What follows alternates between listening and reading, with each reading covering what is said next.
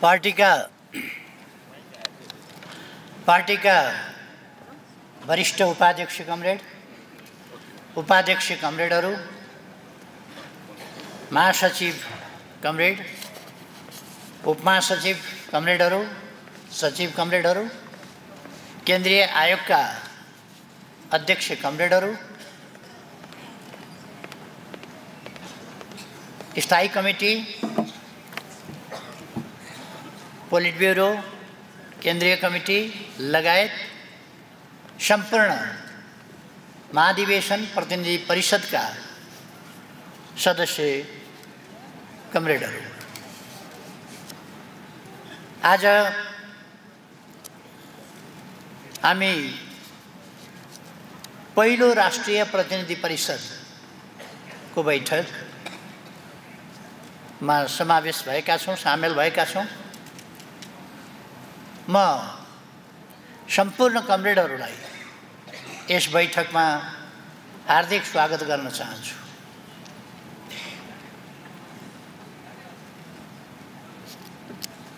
यस बैठकमा देशका कुना-कुनाबाट आएका र प्रवासबाट आएका समेत कमरेडहरू हुनुहुन्छ। सबै कमरेडहरूलाई हार्दिक स्वागत गर्दछु र यस बैठकको विधिवत उद्घाटनको घोषणा गर्दै म आफ्नो प्रतिवेदन, राजनीतिक प्रतिवेदन यहाँहरू समक्ष प्रस्तुत गर्दछु।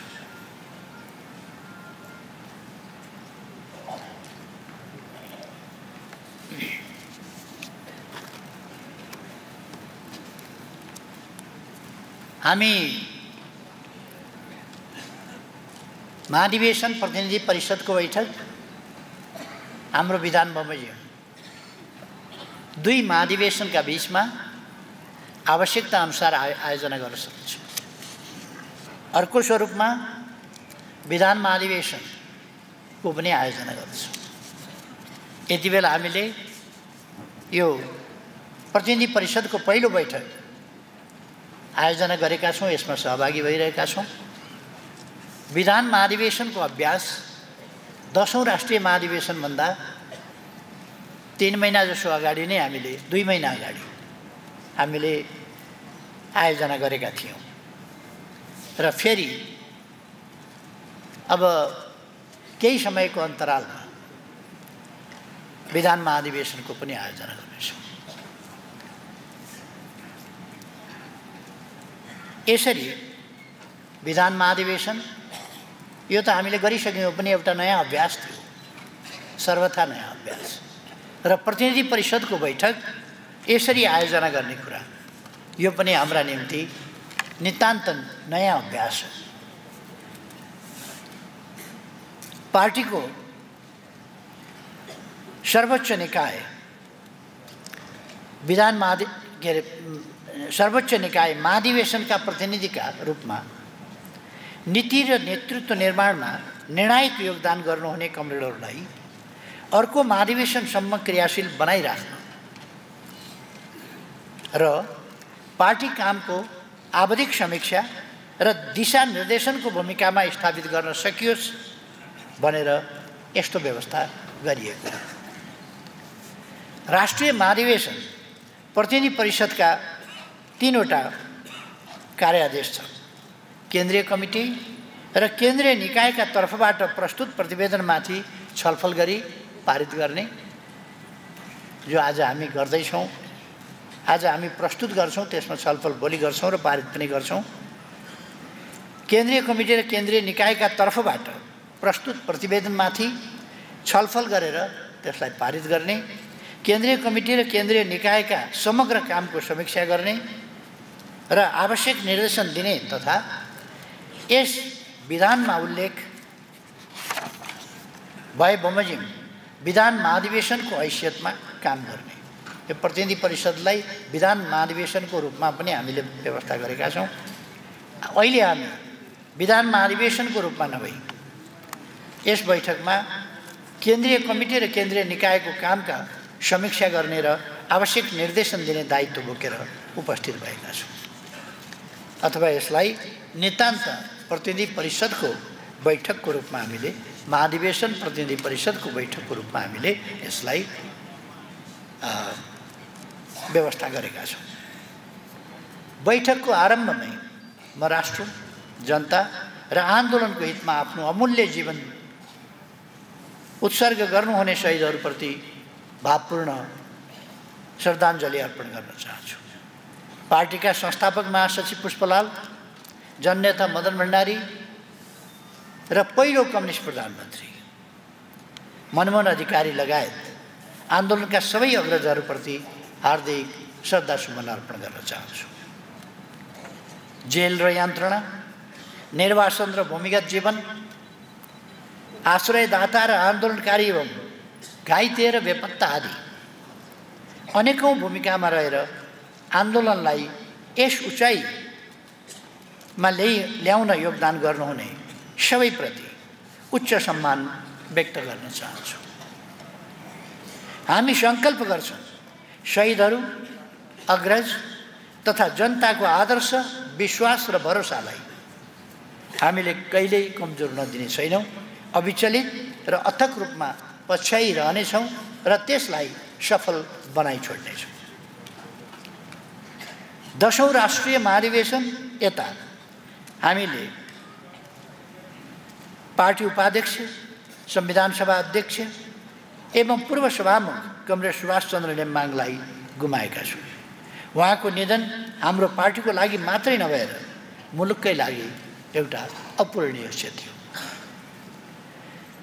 म कमरेड सुभाष नेम्बाङसहित यस बीचमा निधन हुनुभएका पोलिट ब्युरो सदस्य बालकृष्ण ढुङ्गेल, लेखा आयोगका सदस्य खम्ब खत्री, केन्द्रीय सल्लाहकार परिषद सदस्यहरू इन्दिरा चापागाई, भोजराज ढुङ्गेल, रामबहादुर दानी, रामचन्द्र चापागाई, धर्मनाथ यादव, महेश चौधरी र डाक्टर ऋतुराज गर्तोबरा र कालीकोटबाट निर्वाचित पूर्व सांसद यज्ञप्रसाद नेउपाने, राष्ट्रिय महाधिवेशन प्रतिनिधि परिषद सदस्य ऐना गिरी र रामचन्द्र थपलिया लगायत सबै प्रियजनप्रति हार्दिक श्रद्धाञ्जली अर्पण गर्दछु। हाम्रो पार्टी जीवन र मुलुकको राष्ट्रिय राजनीतिमा 10औं राष्ट्रिय महाधिवेशन यताका 29 महिना अत्यन्तै चुनौतीपूर्ण र कष्टकर पनि रहे। यद्यपि पार्टीको 10औं महाधिवेशन, त्यसभन्दा अगाडि पार्टी विभाजनको लगत्तै पछि हामीले आयोजना गरेको विधान महाधिवेशन, यो अवधि र त्यसभन्दा अगाडिका पार्टी विभाजन, हामी सरकारबाट हटाइँदाको अवस्था अथवा 77 सालको सिङ्गो अवधि हाम्रा निम्ति कम चुनौतीपूर्ण थिएन। तर अहिले हामी खास गरी 10औं महाधिवेशन यता महाधिवेशन प्रतिनिधि परिषदमा चर्चा गर्न चाहन्छु। पार्टी विभाजन, सरकारबाट षड्यन्त्रपूर्ण विस्थापन, घेराबन्दी, भ्रम प्रचार, आक्रमणका माध्यमबाट नेकपा एमालेलाई समाप्त पार्ने षड्यन्त्रलाई चिर्दै हामी आज तुलनात्मक रूपमा अनुकूल परिस्थितिमा आइपुगेका छौँ। अहिलेको अवस्थालाई हामीले अब अत्यन्तै जटिल, अत्यन्तै कठिन परिस्थितिलाई पार गरेर एउटा तुलनात्मक रूपमा अनुकूल स्थितिमा आइपुगेको भनेर मान्नुपर्ने हुन्छ। यद्यपि आज पनि सामुन्यका चुनौतीहरू गम्भीर नै छन्। निर्णायक राष्ट्रिय शक्तिका रूपमा पार्टीलाई स्थापित गर्ने र त्यही राष्ट्रिय शक्तिको अगुवाईमा राजनीतिक स्थायित्व, सुशासन, राष्ट्रिय हित र स्वाभिमानको प्रत्याभूति गर्दै समृद्धि र समाजवादको आधार निर्माण गर्ने दुई मुख्य अभिभारा हाम्रा सामु छन्। यस बैठकले महाधिवेशन यताका करिब 2.5 वर्षको वस्तुनिष्ठ समीक्षा गर्दै उपयुक्त अभिभारा पूरा गर्न आगामी दिनमा गर्नुपर्ने कामबारे आवश्यक निर्देशन दिनेछ।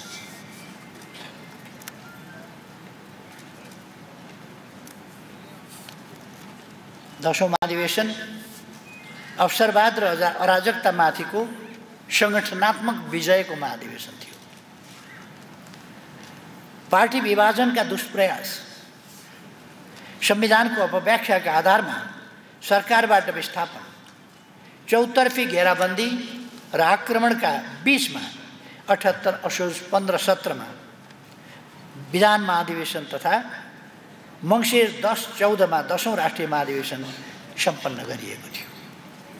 आज फर्केर हेर्दा हामी स्पष्ट भन्न सक्छौं ती महाधिवेशनहरू दक्षिणपन्थी अवसरवाद र संगठनात्मक अराजकतामाथि संगठनात्मक विजयका महाधिवेशनका रूपमा रहे। विभाजनको मनोविज्ञानलाई चिर्न, क्रान्तिका सिद्धान्त, कार्यक्रम र कार्यदिशालाई अद्यावधिक गर्न एवं पार्टीलाई नयाँ ढङ्गले पुनर्गठन र अग्रगति दिन ती महाधिवेशनहरू अत्यन्तै सफल रहे।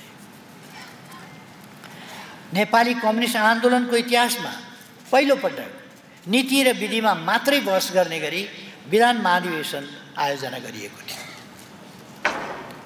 6300 भन्दा बढी प्रतिनिधि सहभागी विधान महाधिवेशनले नेकपा एमालेको संगठनात्मक आधार स्तम्भ अक्षुण्ण रहेको र विभाजनको असर नगण्य रहेको तथ्य पुष्टि गर्दै पार्टी पंक्तिको मनोबल उच्च गरायो।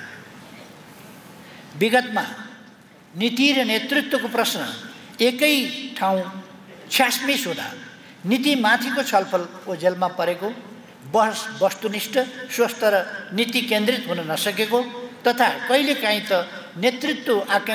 नेतृत्वको आकांक्षा पूर्तिका लागि मात्रै कृत्रिम ढङ्गले नीतिको विवाद सिर्जना गरिएका नमिठा अनुभव समेत भोग्दै आयो। त्यसबाट पाठ सिक्दै आयोजना गरिएको विधान महाधिवेशनले प्रतिनिधिहरूलाई नीतिका प्रश्नमा खुलस्त, जीवन्त र स्वस्थ ढङ्गले सहभागी हुन प्रोत्साहित गर्यो।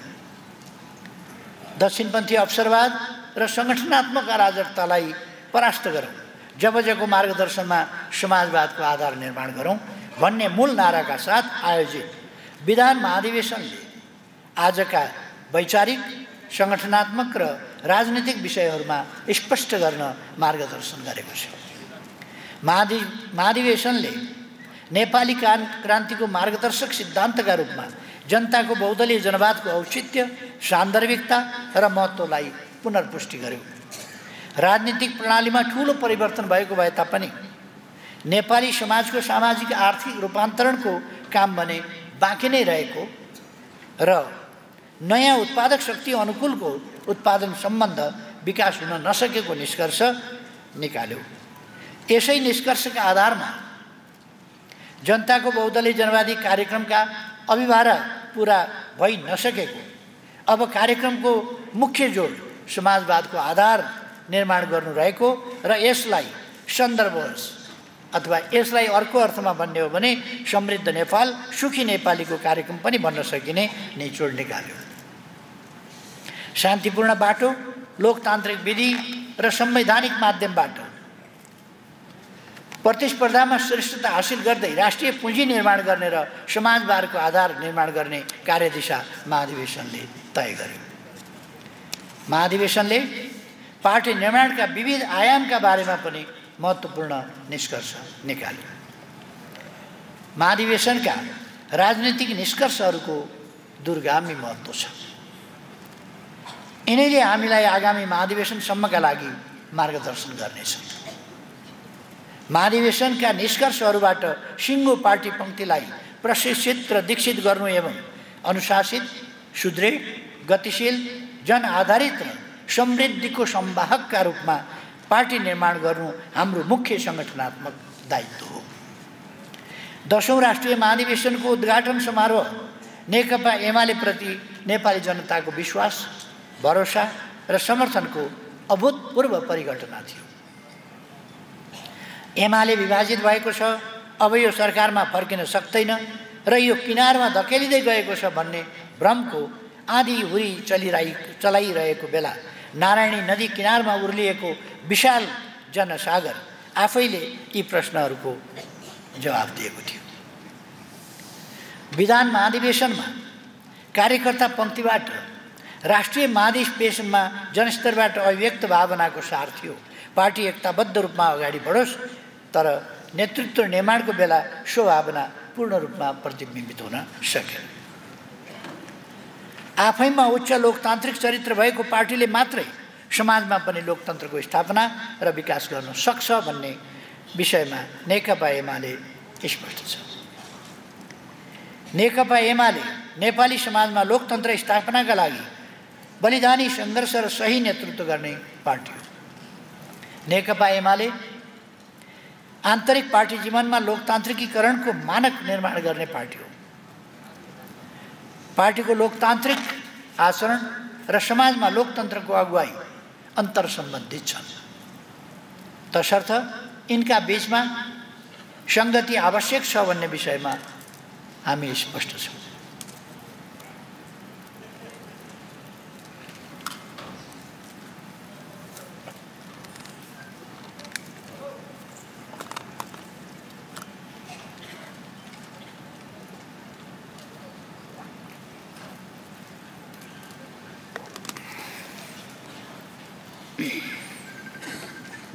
तर लोकतन्त्र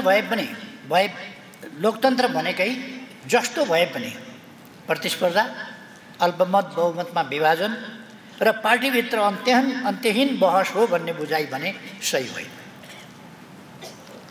सर्वसम्मति उच्चतम लोकतन्त्र हो र सम्भव भएसम्म त्यसका निम्ति प्रयास गर्नु स्वाभाविक मात्रै होइन, नेतृत्वको दायित्व समेत हो। हामीले तत्कालीन सन्दर्भलाई समेत हेरेर महाधिवेशनबाट सर्वसम्मत नेतृत्व निर्माणको अधिकतम प्रयास गर्यौँ। तर परिणाम जेसुकै भए पनि प्रतिस्पर्धा गर्नै पर्ने एवं नेकपा एमाले भित्र अझै पनि समस्या छन् र नेतृत्वका बारेमा सर्वसम्मति छैन भन्ने सन्देश दिनै पर्ने प्रवृत्तिका कारण महाधिवेशनमा कार्यकर्ता र जनताको त्यो भावना पुरा हुन पाएन। तैपनि स्वस्थ लोकतान्त्रिक अभ्यासका आधारमा केन्द्रीय कमिटी र केन्द्रीय निकाय निर्वाचित भए।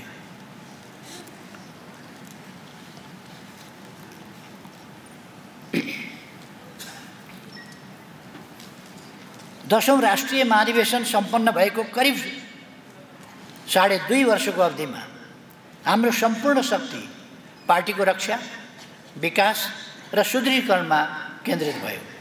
यस बिन्दुमा उभिएर हामी भन्न सक्छौँ, पार्टीले आफ्नो इतिहासकै सबैभन्दा अप्ठ्यारो मध्येको कालखण्ड कुशलतापूर्वक पार गरेको छ। हाम्रो पार्टीप्रति हामीले गर्व गर्नुपर्छ। ती सबै अप्ठ्याराहरूलाई पार गरेर जटिलतम जटिलतम अवस्था, पार्टी जीवनकै सबभन्दा अप्ठ्यारो अवस्था पार गरेर आज हामी आइपुगेका छौँ। आज पार्टी घेराबन्दी, धक्का र षड्यन्त्रको चक्रव्यूहलाई चिर्दै धुलो टकटक्याएर माथि उठेको छ।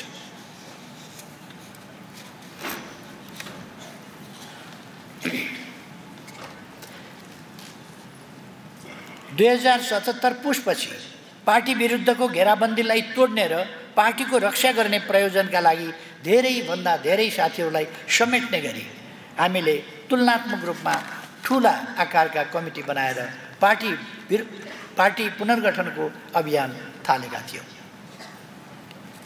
पार्टी बचाउने उद्देश्यले बनाइएका कमिटीहरूलाई पार्टी बनाउने दिशामा रूपान्तरित गर्न नियमित अधिवेशन, कमिटी निर्माण, संस्थागत सञ्चालन एवं सदस्यता नवीकरण, विस्तार र अभिलेख व्यवस्थापन अनिवार्य हुन जान्थ्यो।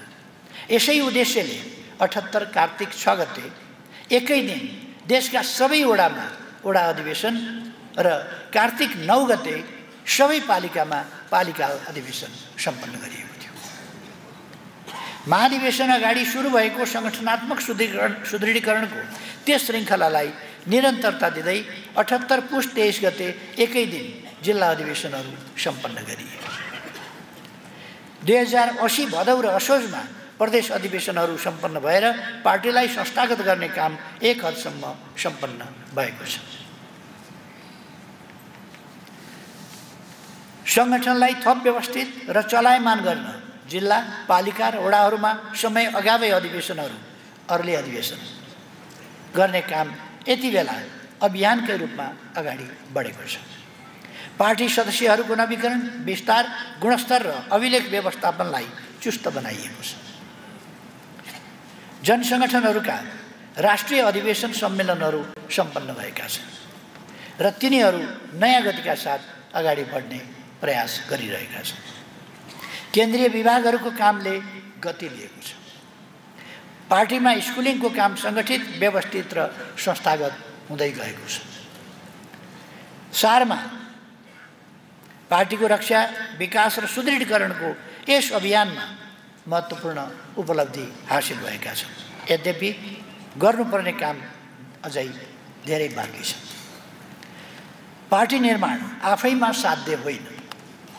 यो सामाजिक आर्थिक रूपान्तरण र समाजवादको आधार निर्माण गर्ने लक्ष्य प्राप्तिको साधन हो। तसर्थ हामीले पार्टी निर्माणको अभिभारालाई समाजवाद निर्माणको राष्ट्रिय अभिभारासँग अविभाज्य ढङ्गले जोड्न सक्नुपर्दछ। समाजवाद प्राप्तिका लागि हामीले अवलम्बन गरेको कार्यदिशाको सार हो शान्तिपूर्ण, लोकतान्त्रिक र संवैधानिक माध्यमबाट प्रतिस्पर्धामा श्रेष्ठता हासिल गर्नु र राष्ट्रिय पुँजीको निर्माण गर्दै समाजवादका आधार निर्माण गर्नु। यसका लागि अनिवार्य दुईवटा पक्ष हो। एक, पार्टीले समाजका बहुसङ्ख्यक जनताको स्वैच्छिक समर्थन हासिल गर्नु र दुई, पार्टी कमिटीहरू राज्य सञ्चालन गभर्नेन्सको क्षेत्रमा अब्बल बन्नु। बहुसङ्ख्यक जनताको समर्थन हासिल गर्ने पार्टीको उद्देश्य पुरा गर्नु प्रदेश र स्थानीय कमिटीहरूले आफू क्रियाशील भूगोलका बहुसङ्ख्यक जनताको मन जित्न सक्नुपर्छ। जनसङ्गठनहरूले आफ्नो वर्ग, समुदाय र पेसागत क्षेत्रका बहुसङ्ख्यक जनताको प्रतिनिधित्व सुनिश्चित गर्नै पर्छ।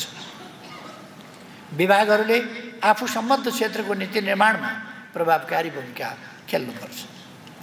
तसर्थ आगामी दिनमा सबै कमिटी, विभाग र जनसङ्गठनहरूले पार्टीलाई निर्णायक राष्ट्रिय शक्तिका रूपमा विकास गर्ने सङ्कल्प अनुरूप आफ्नो भूमिकालाई थप प्रभावकारी बनाउनु पर्दछ। पार्टी सदस्यता वृद्धि र जनसङ्गठनहरूका सदस्यताको व्यापक विस्तार मार्फत पार्टीको जनआधार विस्तार गर्नुपर्छ। विशेष गरेर श्रमजीवी वर्ग, युवा, महिला, दलित, मधेसी र सीमान्तकृत समुदायमा सदस्यता विस्तार प्राथमिकतामा रहनुपर्छ। समाजका असल, अग्रणी, प्रतिष्ठित र आत्मनिर्भर व्यक्तिहरूको आगमनले पार्टीलाई जनतामाझ स्थापित गर्न सहयोग पुर्याउनेछ। सदस्यहरूको वैचारिक स्तर माथि उठाउन योजनाबद्ध स्कुलिङको काम अगाडि बढाउनुपर्छ। आगामी 1 वर्षभित्रमा पार्टीका सबै सदस्यहरूलाई पार्टीको आधारभूत पाठ्यक्रममा प्रशिक्षित गर्ने र अब उपरान्त आधारभूत कोर्स उत्तीर्ण नगरेको व्यक्ति पार्टी कमिटी वा सार्वजनिक ओहदामा उम्मेदवार बन्न नसक्ने प्रावधानलाई कार्यान्वयन गरिनुपर्छ। दक्षिणपन्थी अवसरवाद र सङ्गठनात्मक अराजकता विरुद्धको वैचारिक सङ्घर्षलाई रत्तिभर कमजोर हुन दिनु हुँदैन। सङ्गठनहरू केवल औपचारिकताका मानार्थ या बोधार्थ, तदर्थ हैसियतमा रहनुहुन्न। तिनीहरू सम्बन्धित भूगोल, वर्ग वा समुदायका वास्तविक नेताका रूपमा स्थापित हुनुपर्छ। सङ्गठनको क्षमता र स्तर वृद्धिमा विशेष ध्यान दिनुपर्छ। सङ्गठनभित्रका स्वार्थप्रेरित अन्तर्विरोध, गुटबन्दी र अस्वस्थताको समाधानका लागि वैचारिक र सङ्गठनात्मक दुवै विधि अवलम्बन गर्नुपर्दछ। जनताको सुख दुःखमा साथ दिने, जनतालाई समस्या पर्दा अग्रपङ्क्तिमा उभिएर स्वयंसेवा गर्ने र जनसरकारका विषयलाई लिएर आवश्यक दबाव सिर्जना गर्ने, जनपरिचालन गर्ने र आवश्यकता अनुसार आन्दोलन गर्ने हाम्रो असल परम्परामा पछिल्लो समय कमी आएको छ। यसले जनतासँगको सम्बन्धलाई कमजोर बनाउन सक्छ। यसलाई सच्याउनुपर्छ। लोकतान्त्रिक तथा अनुशासित पार्टीको निर्माण आजको मुख्य अभिभार हो। लोकतन्त्र र अनुशासन दुई विपरीत अन्तर्वस्तु होइनन्, अन्तर्सम्बन्धित, अविभाज्य र परिपूरक विषयहरू। पार्टी निर्माणमा यस विषयप्रतिको हाम्रो बुझाइ सही हुनुपर्दछ। विभाजन, घेराबन्दी र चौतर्फी आक्रमणका बावजुद नेकपा एमाले राष्ट्रिय राजनीतिको मियोको रूपमा अक्षुण्ण रहिरहेको तथ्यले जनविरोधी शक्तिहरूलाई पिरोलिरहेको छ। यति बेला उनीहरू पार्टी विरुद्ध दुईवटा अस्त्र चलाइरहेका छन्। मिथ्या र भ्रामक सूचनाको आक्रमण र पार्टी एकतामा भाँजो हाल्न सकिन्छ कि भनेर भित्ताको चर खोज्ने प्रयास। यति बेला पार्टीमा नीति र नेतृत्वका बारेमा कुनै विवाद छैन, तर पनि अनुचित महत्त्वाकांक्षाहरू झाँगिँदै गएर तिनले गुटबन्दीको रूप लिन नपाउन् र लोकतन्त्रको अभ्यास गर्दा त्यसले अराजकताको रूप लिन नपाओस् भनेर सजग हुनुपर्दछ। वैचारिक, सङ्गठनात्मक र भावनात्मक रूपमा एकताबद्ध पार्टी आजको आवश्यकता।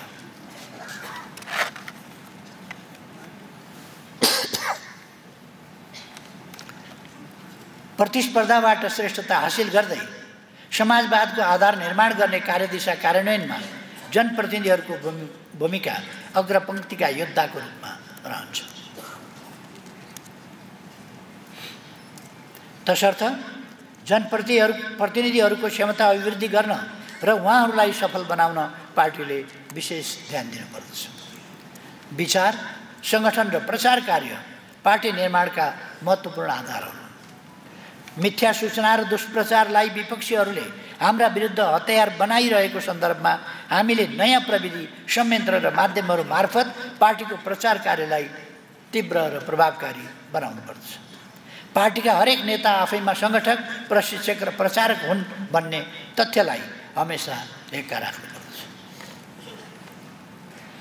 यस विषयमा महासचिवको सङ्गठनात्मक प्रतिवेदनमा सविस्तार चर्चा हुने हुनाले यहाँ विस्तृत रूपमा व्याख्या गरिरहनु आवश्यक ठान्थे।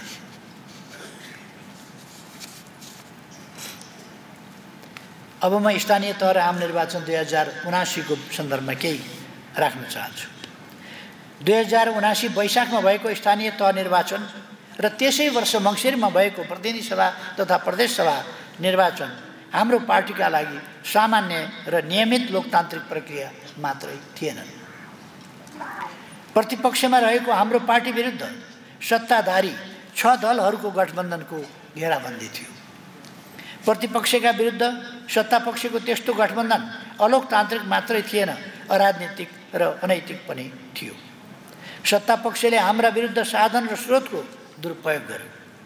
ठाउँ ठाउँमा भएका हाम्रो कार्यकर्ताको हत्या, बुथ कब्जा, मतदान र मतगणनामा प्रयुक्त दोहोरो मापदण्ड, निर्वाचन आयोगलाई समेत प्रभावित गर्ने र राज्य सत्ताको चरम दुरुपयोग गर्ने जस्ता दुष्कर्महरूका कारण ती निर्वाचनहरू स्वस्थ लोकतान्त्रिक अभ्यासका रूपमा रहन सकेन।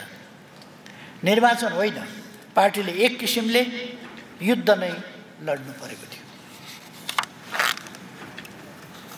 यावत घेराबन्दी, षड्यन्त्र र भ्रम प्रचारका बावजुद आम निर्वाचनमा सर्वाधिक समानुपातिक मत 28,45,641 प्राप्त गर्दै जनताको रोजाइको 1 नम्बर पार्टी बन्नु सामान्य उपलब्धि थिएन। साधन स्रोतको चरम दुरुपयोगका बावजुद 6 दलको गठबन्धनले सामान्य बहुमत पनि हासिल गर्न सकेन। गठबन्धनको बलमा पहिलो पार्टी बने पनि नेपाली काङ्ग्रेसको जनाधार विगतमा भन्दा झनै खस्कियो। काङ्ग्रेससँग हाम्रो पार्टीको मतान्तर 2074 को तुलनामा दोब्बरभन्दा बढी बढेर 1,30,000 पुग्यो। समानुपातिकतर्फ हामी 77 जिल्लामध्ये 44 जिल्लामा र 7वटा प्रदेशमध्ये 6वटा प्रदेशमा पहिलो पार्टीका रूपमा स्थापित हुन सफल भयो। स्थानीय तह निर्वाचनमा 206 पालिका प्रमुख र 246 उपप्रमुखलाई विजयी बनाउन सफल भयो। कम्युनिस्ट आन्दोलनलाई विभाजित गर्ने, वामपन्थी सरकार ढाल्ने र पुँजीपति वर्गको नेतृत्वमा सरकार बनाउन निर्णायक भूमिका खेल्ने दक्षिणपन्थी अवसरवाद निकै कमजोर भयो र जनमतबाट एक किसिमले अस्वीकृत नै भयो। हाम्रो पार्टी विरुद्ध स्थापित गर्न खोजिएको कथित प्रतिगमनको भाष्य जो झुटो थियो त्यो खण्डित नै भयो। चरम प्रतिकूलताका बीचमा हासिल भएका यी उपलब्धिहरूलाई कम आँक्न मिल्दैन।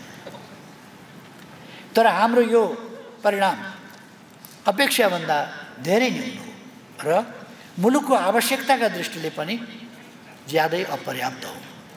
यसो हुनुका पछाडि सत्तापक्षको घेराबन्दी मुख्य कारण त हुँदै हो, तर निर्वाचनको बेलामा हाम्रो पार्टी पङ्क्तिभित्र प्रकट भएको व्यक्तिवाद, अस्वस्थता, असमझदारी, असहयोग र अन्तर्घात जस्ता अराजक प्रवृत्ति पनि यस परिणामका लागि जिम्मेवार छ। हामीले निर्वाचनमा प्रत्येक पार्टी सदस्यसँग एउटै अपेक्षा, 2 मतको वृद्धि गर्नुहोस्, 5 मतको रक्षा भन्ने आह्वान गरेका थियौँ, तर यो लक्ष्य पुरा हुन सकेन। प्रतिनिधि सभाका 25 जना उम्मेदवारहरू 3000 भन्दा कम मतान्तरले पराजित हुनुभयो। हिजोसम्म पार्टीको माथिल्लो ओहदामै रहेका कतिपय नेता समेत पार्टी विरुद्धको षड्यन्त्रमा संलग्न भए।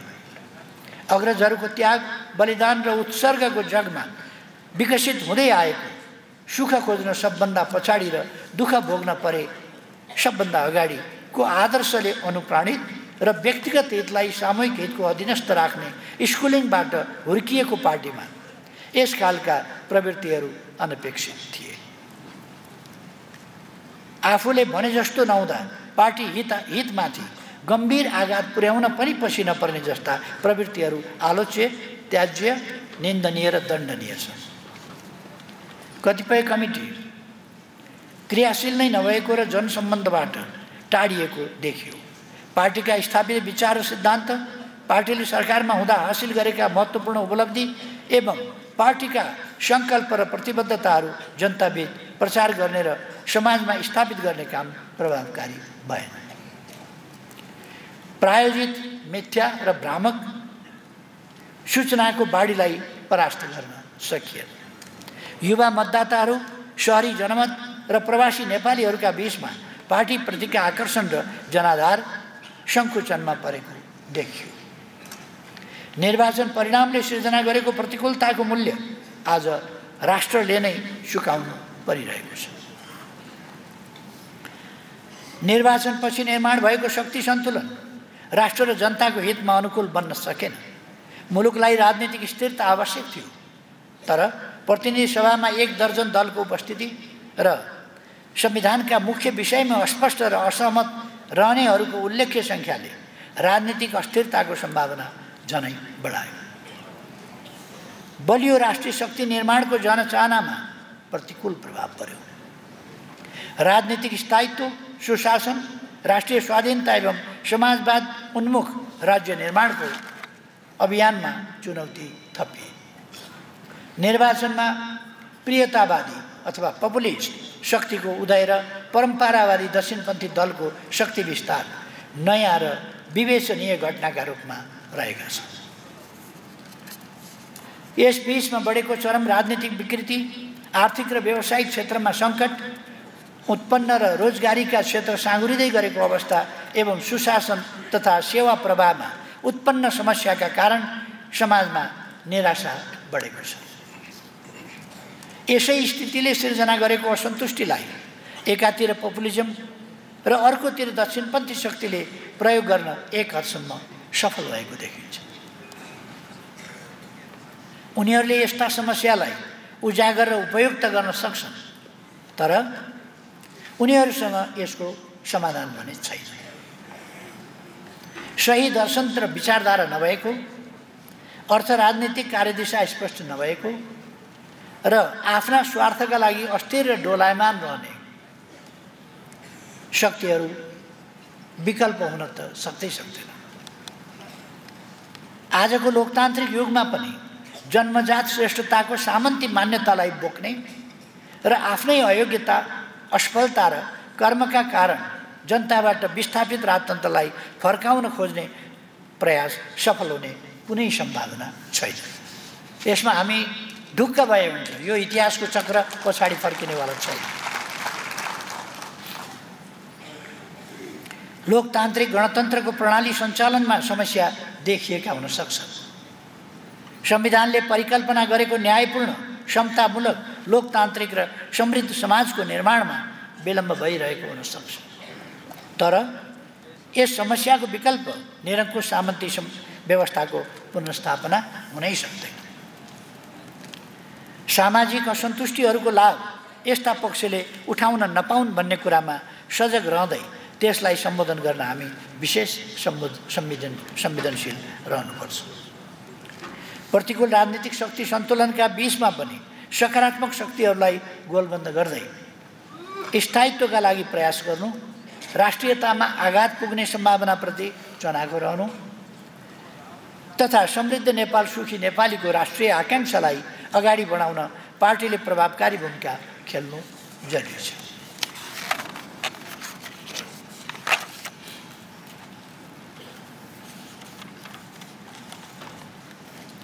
निर्वाचनमा अपेक्षित परिणाम आउन नसक्नुका पछाडि पार्टीको संगठनात्मक क्षेत्रका कमीहरू समेत जिम्मेवार रहेको निष्कर्षका साथ हामीले 79 फागुन र चैत्रमा 2 महिना लामो मिसन ग्रासरुट अभियान सञ्चालन गर्यौं।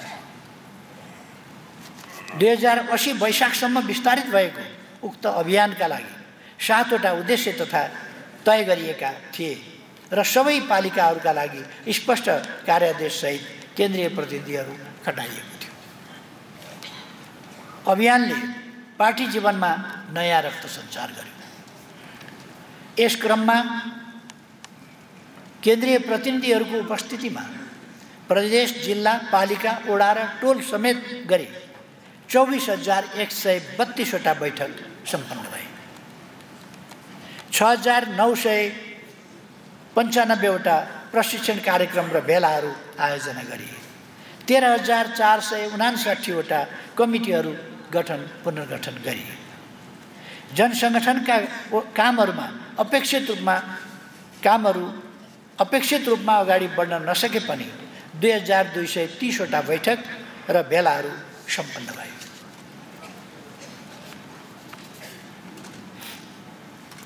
यो अभियान पार्टीका समस्या र सम्भावनाहरूको पहिचान गर्न पनि उत्तिकै प्रभावकारी रह्यो। अभियान मार्फत पार्टीमा विचारधारात्मक काममा कमी रहेको, नेता कार्यकर्ताहरूमा पार्टीका विचार र सिद्धान्तबारे चासो न्यून रहेको, पार्टी प्रशिक्षण नियमित हुन नसकेको, पठन संस्कृति कमजोर रहेको र पार्टी पंक्तिमा सिद्धान्तहीनता र अराजकता बढ्दै गएको जस्ता समस्या पहिचान भए। त्यस्तै सदस्यता वितरण, नवीकरण, लेवी सङ्कलन जस्ता काम अपेक्षित मात्रामा अघि नबढेको, दोहोरो जिम्मेवारीका कारण कार्य सम्पादनमा समस्या देखा परेको, कमिटीभित्र भावनात्मक एकता, समझदारी र समन्वयको अभाव रहेको, गुटबन्दी देखा परेको, युवा प्रतिभा पहिचान र राजनीतिमा युवा सहभागिता बढाउन नसकिएको जस्ता कमजोरी पनि चिन्हित भए। आम रूपमा स्थानीय तहमा जनसंगठनका कमिटीहरू गठन हुन नसकेका, उनीहरू पार्टी सदस्य र समर्थककै बीचमा सीमित रहेका र आफ्ना समुदायका नेताको रूपमा स्थापित हुन नसकेको यथार्थ स्थिति प्रकट भयो। जनप्रतिनिधि र पार्टी कमिटी बीच समन्वयमा कमी रहेको र जनप्रतिनिधिका कामलाई समाजवादको आधार निर्माणको कार्यदिशासँग राम्ररी जोड्न नसकिएका गुनासो पनि प्राप्त भए। पार्टीलाई गरिबीको मारमा परेको वर्ग, युवा, महिला, मधेसी र दलित लगायत समुदायमा अझ बढी विस्तार गर्नुपर्ने, कमिटीभित्रका अन्तर्विरोधहरूको समयमै पहिचान र समाधान गर्नुपर्ने, उम्मेदवारी दिने प्रक्रियामा अझ स्पष्ट मापदण्ड र मूल्याङ्कन पद्धति स्थापित गर्नुपर्ने, कतिपय नेताहरूको कार्यशैली र आचरणमा देखा परेका कमजोरी सुधार गर्नुपर्ने एवं जनतासँग अझ घनिष्ठ सम्बन्ध विस्तार र जनताको सुख दुःखमा पार्टीलाई स्थापित गर्नुपर्ने लगायत महत्त्वपूर्ण सुझाव प्राप्त भए। अभियानका क्रममा हामीले जनसरकारका 100 विषयहरू सङ्कलन गर्यौँ। सारमा मिसन ग्रासरुटले पार्टी पंक्तिलाई चलायमान पार्न सक्यो, कमिटीहरूलाई गतिशील बनाउन सक्यो एवं पार्टी र जनताबीचको सम्बन्धलाई सुदृढ गर्न तथा पार्टीमा विद्यमान समस्याहरू पहिचान गर्न निकै प्रभावकारी रह्यो। पहिचान भएका समस्याहरूमाथि आधारित रहेर पार्टीले वार्षिक कार्ययोजना निर्माण गर्यो। अहिले हामी त्यही कार्ययोजना कार्यान्वयनको प्रक्रियामा छौँ। अब म झुलाघाट चिवाबन्याङ समृद्धिका लागि सङ्कल्प यात्राको बारेमा केही संक्षिप्त चर्चा गर्छु। पार्टीले 2080 मङ्सिर 14 गतेदेखि पुस 1 गतेसम्म झुलाघाट चिवा भन्ज्याङ समृद्धिका लागि सङ्कल्प यात्रा सञ्चालन गर्यो। अभियानका लागि पहाडी क्षेत्रमा देखा परेको तीव्र बसाइसराईका कारणहरू पहिल्याउने, अतिवादलाई निस्तेज पार्दै सामाजिक सद्भाव र राष्ट्रिय एकतालाई बलियो बनाउने, समाजमा बढिरहेको निराशा र नकारात्मक मनोविज्ञानलाई चिर्दै देशलाई समृद्ध बनाउन सकिन्छ भन्ने आत्मविश्वास बढाउने, यस वर्ष कम्युनिस्ट पार्टी स्थापनाको 75औं वर्ष समेत भएकाले कम्युनिस्ट पार्टीले नेपाली समाजमा गरेका सकारात्मक योगदानहरूलाई जनतामाझ स्थापित गर्ने र जनतासँगको सम्बन्धलाई थप घनिष्ठ बनाउने लगायत उद्देश्य तय गरिएको थियो। सम्बन्ध स्थानीय, सन्देश राष्ट्रिय भन्ने मर्मका साथ सञ्चालित अभियान निकै प्रभावकारी, सफल र दूरगामी महत्त्वको रह्यो। यस यात्रामा हामीले 30 जिल्लामा 1 दर्जनभन्दा बढी ठुला जनसभा र 100औं जनभेलाहरू मार्फत लाखौं जनतासँग प्रत्यक्ष संवाद गर्यौं। झन्डै 10 लाख जनता सहभागी रहेको यस कार्यक्रममा पार्टीप्रति प्रकट भएको जनसमर्थन, जनसहभागिता, माया तथा सद्भाव अविस्मरणीय रहेको छ। रातिको चिसो, सिरेटो र झरीबादल केही नबनी यात्रा टोलीको स्वागतका लागि सडक छेउमा पंक्तिबद्ध ज्येष्ठ नागरिकहरू, महिला तथा बालबालिकाहरूका अनुहारमा अभिव्यक्त पार्टी नेतृत्वको प्रतिको माया, विश्वास र भरोसा गौरव गर्न लायक रहेको छ। राष्ट्रिय हितको रक्षा र स्वाभिमानको सम्वर्धन गर्न, लोकतन्त्रको रक्षा र विकास गर्न, सामाजिक सद्भाव र राष्ट्रिय एकता दर्विलो बनाउन तथा विकास, निर्माण, समृद्धि र सुशासन कायम गर्न नेकपा एमालेको नेतृत्व अपरिहार्य छ भन्ने जनभावना यस क्रममा स्पष्ट रूपमा प्रकट भएको छ। अभियानमा नेपाली कांग्रेस, नेकपा माओवादी केन्द्र, राष्ट्रिय प्रजातन्त्र पार्टी लगायत विभिन्न पार्टीका केन्द्रीय पदाधिकारी, सांसद, पूर्व मन्त्री एवं पूर्व सांसदहरू, स्थानीय तहका प्रमुख, उपप्रमुख र स्थानीय नेताहरूबाट प्राप्त स्वागत, शुभकामना र आफ्नो कार्यक्षेत्रसँग सम्बन्धित माग र ज्ञापन पत्र हस्तान्तरण आफैमा विशिष्ट विषय थियो। यसरी पार्टीले सुरु गरेको यो अभियान राष्ट्रिय अभियानमा रूपान्तरित भयो।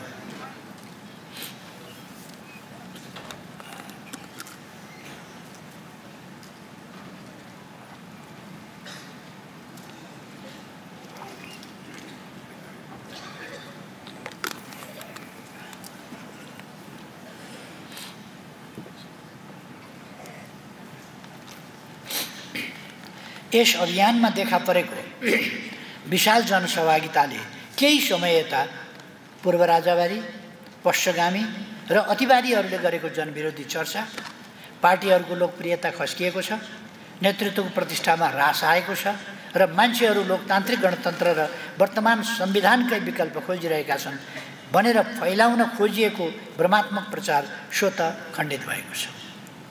नेकपा एमालेको सङ्कल्प यात्राले लोकतान्त्रिक गणतन्त्रप्रतिको जन समर्थनलाई थप सुदृढ र मजबुत बनाएको छ। यस अभियानले सिङ्गो पार्टी पंक्तिलाई अभूतपूर्व रूपमा चलायमान, गतिशील र एउटै लयमा परिचालित गर्यो। नेतृत्व पंक्तिलाई आत्मीय रूपमा अझ एकताबद्ध बनायो। नेतृत्व र कार्यकर्ता बीचको तथा पार्टी र जनता बीचको भावनात्मक सम्बन्धलाई सुदृढ बनायो। जनताकै साथ सहयोगमा खानपिन र आवासको व्यवस्थापन, सामूहिक मेष, सामूहिक बास र स्थानीय परम्परा, संस्कृति र वेशभूषालाई सम्मान गर्ने विषयले जनतासँगको हाम्रो सम्बन्धलाई थप घनिष्ठ बनाउन सहयोग पुग्यो। यात्राका क्रममा प्रदर्शित मध्य पहाडी क्षेत्रका विविध जात जाति, भाषाभाषी, संस्कृति र धर्मावलम्बीहरू बीचको एकता र बैतडीदेखि पाँचथरसम्म पुग्दा देखिएको नेपाली समाजको सांस्कृतिक मौलिकता, विविधता र अद्भुत वैभव विशिष्ट परिघटनाका रूपमा प्रकट भयो। यस यात्राले केही सीमित तत्त्वहरूद्वारा संकीर्ण स्वार्थका लागि चर्काउन खोजिएको जातीय तथा साम्प्रदायिक अतिवाद, अराजकता र हिंसालाई निष्फल तुल्याइदियो। लाखौंको संख्यामा सडकमा उत्रिएर नेपाली जनताले आफूहरू बीचको सामाजिक सद्भाव कसैले चुडाउन नसक्ने सन्देश दिए। देशको जगमा निर्मित बलियो राष्ट्रिय एकताको पक्षमा आफूलाई उभ्याए। जनताको यस समर्थनलाई हामीले सिङ्गै राष्ट्रको एकता र पुँजीको रूपमा ग्रहण गरेका छौँ। पूर्वाधारका दृष्टिले मध्य पहाडका गाउँ र बस्तीहरूमा यस बीचमा ठुलो परिवर्तन आएको प्रत्यक्ष देख्न सकिन्छ। हिजो 5-6 दिनसम्म लगाएर मात्रै पुगिने गाउँ बस्तीहरू आज सडक पूर्वाधारका कारणले केही घण्टाकै पहुँचभित्र आएका छन्। आम रूपमा सबै ठाउँमा खानेपानी, बिजुली र टेलिफोन सुविधा पुगेको छ। शिक्षा र स्वास्थ्यका क्षेत्रमा पनि हिजोका तुलनामा धेरै राम्रा काम भएका छन्। सडक, बिजुली र फोनको पहुँचले आम जनताको चेतना स्तर वृद्धि गरेको छ। मध्य पहाड कृषि, फलफुल र पशुपालनका दृष्टिले असाध्यै उर्वर र सम्भावनायुक्त क्षेत्रका रूपमा रहेको छ। यस क्षेत्रलाई दुग्ध व्यवसायको केन्द्र बनाउन सकिन्छ। जल स्रोतको त यो क्षेत्र भण्डार नै हो, जहाँ पञ्चेश्वर, पश्चिम सेती, माथिल्लो कर्णाली, काली गण्डकी, मध्य मर्स्याङ्दी, बुढी गण्डकी, सुनकोशी, दुधकोशी, अरुण, तमुर र कावेली जस्ता परियोजनाहरू सञ्चालनमा छन् या सञ्चालनको पर्खाइमा छन्। सुरम्य हावापानी, सुन्दर दृश्यावलोकन, परम्परागत खाना र सांस्कृतिक विविधताका दृष्टिले धनी यो भूभाग पर्यटनका लागि असाध्यै उर्वर रहेको छ। पछिल्लो समय नयाँ पर्यटकीय स्थलहरू खुल्दै र ती स्थानहरूमा पूर्वाधार निर्माण हुँदै गरेको, आन्तरिक र बाह्य पर्यटकहरूको आगमन बढ्दै गएको देख्न सकिन्छ। यो क्षेत्र खानी र खनिजजन्य पदार्थका दृष्टिले पनि सम्भावनायुक्त रहेको छ। तर पहाडी गाउँ बस्तीहरूमा बसाइसराई ठुलो चुनौतीको रूपमा देखा परेको छ। हामीले यात्रा गरेका 30 जिल्लामध्ये अधिकांशको जनसङ्ख्या वृद्धि दर ऋणात्मक रहेको छ। कतिपय गाउँ बस्ती रित्तिँदै गएका छन्। विद्यार्थीको अभावमा कतिपय विद्यालय बन्द हुने अवस्थामा पुगेका छन्।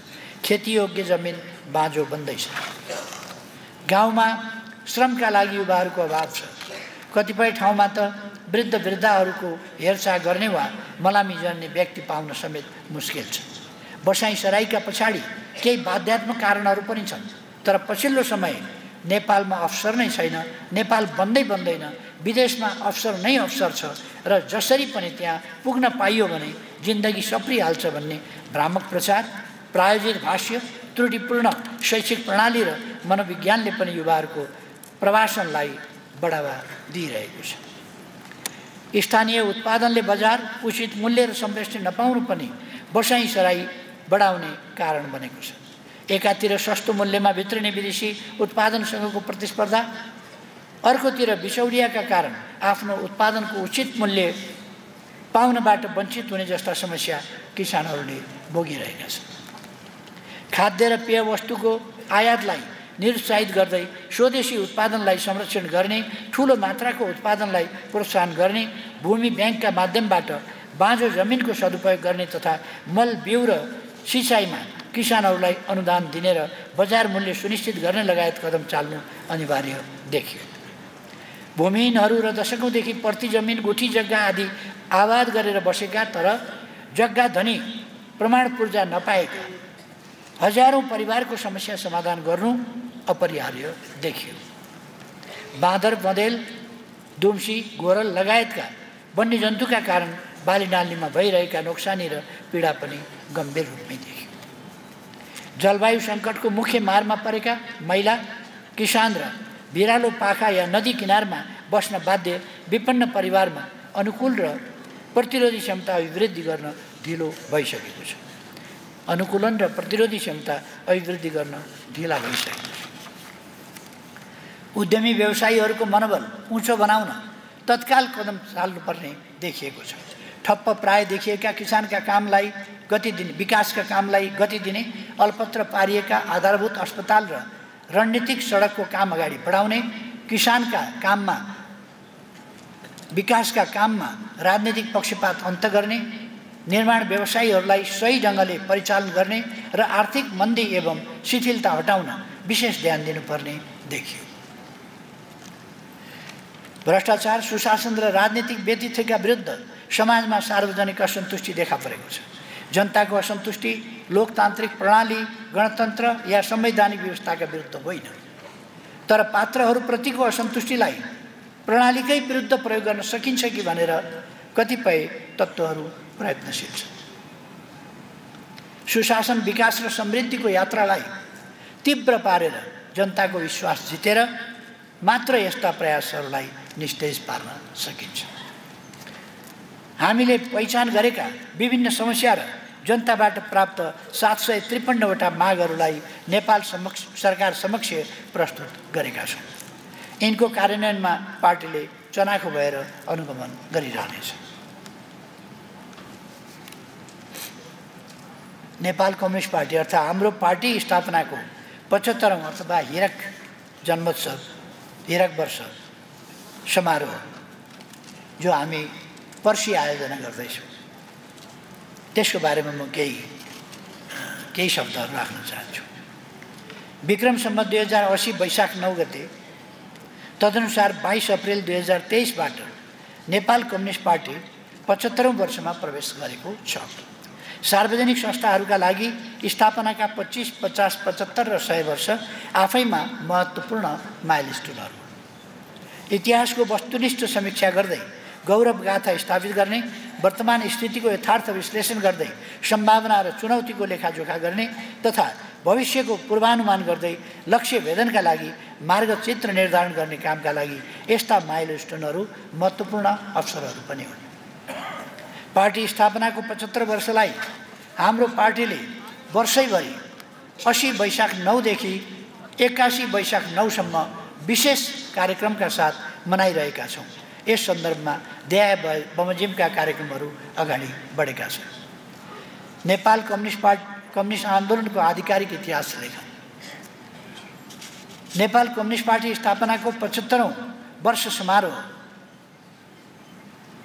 त्यसलाई कमरेड ईश्वर पोखरेलको संयोजकत्वमा इतिहास लेखन समिति गठन गरेर नेपाली कम्युनिस्ट आन्दोलनको आधिकारिक इतिहास लेखन सम्बन्धी कामको थालनी गरिएको छ। यस प्रयोजनका लागि विश्वविद्यालय, आधिकारिक थिङ्क ट्याङ्क र अनुसन्धान संस्थासँग सहकार्य गरिरहेको छ। लोकतन्त्र, खमा लोकतन्त्र र रूपान्तरणका लागि भएका सङ्घर्ष। नेपाली कम्युनिस्ट आन्दोलनले 7.5 दशकको इतिहासका प्रत्येक दशकमा भएका सङ्घर्ष, सङ्गठन निर्माण, उपलब्धि र कठिनाइको कथा समेटी पार्टीको नेतृत्वमा सञ्चालित मुख्य सङ्घर्षहरूको संक्षिप्त र आधिकारिक अभिलेख तयार गर्ने काम आरम्भ भएको छ। गमा 75 वर्ष यात्राको वृत्तचित्र निर्माण। नेपाली कम्युनिस्ट आन्दोलनका गौरवपूर्ण 75 वर्षका मुख्य चरण, परिघटना एवं उपलब्धि दर्शाउने वृत्तचित्र निर्माण गरिएको छ। घ सेल्टर पुस्तक प्रकाशन। यो हामीले यो पुस्तकको रूपमा अलि पछाडि नै प्रकाशन गर्ने अथवा अर्को ढाँचामा प्रकाशन गर्ने पनि गर्न सकिन्छ।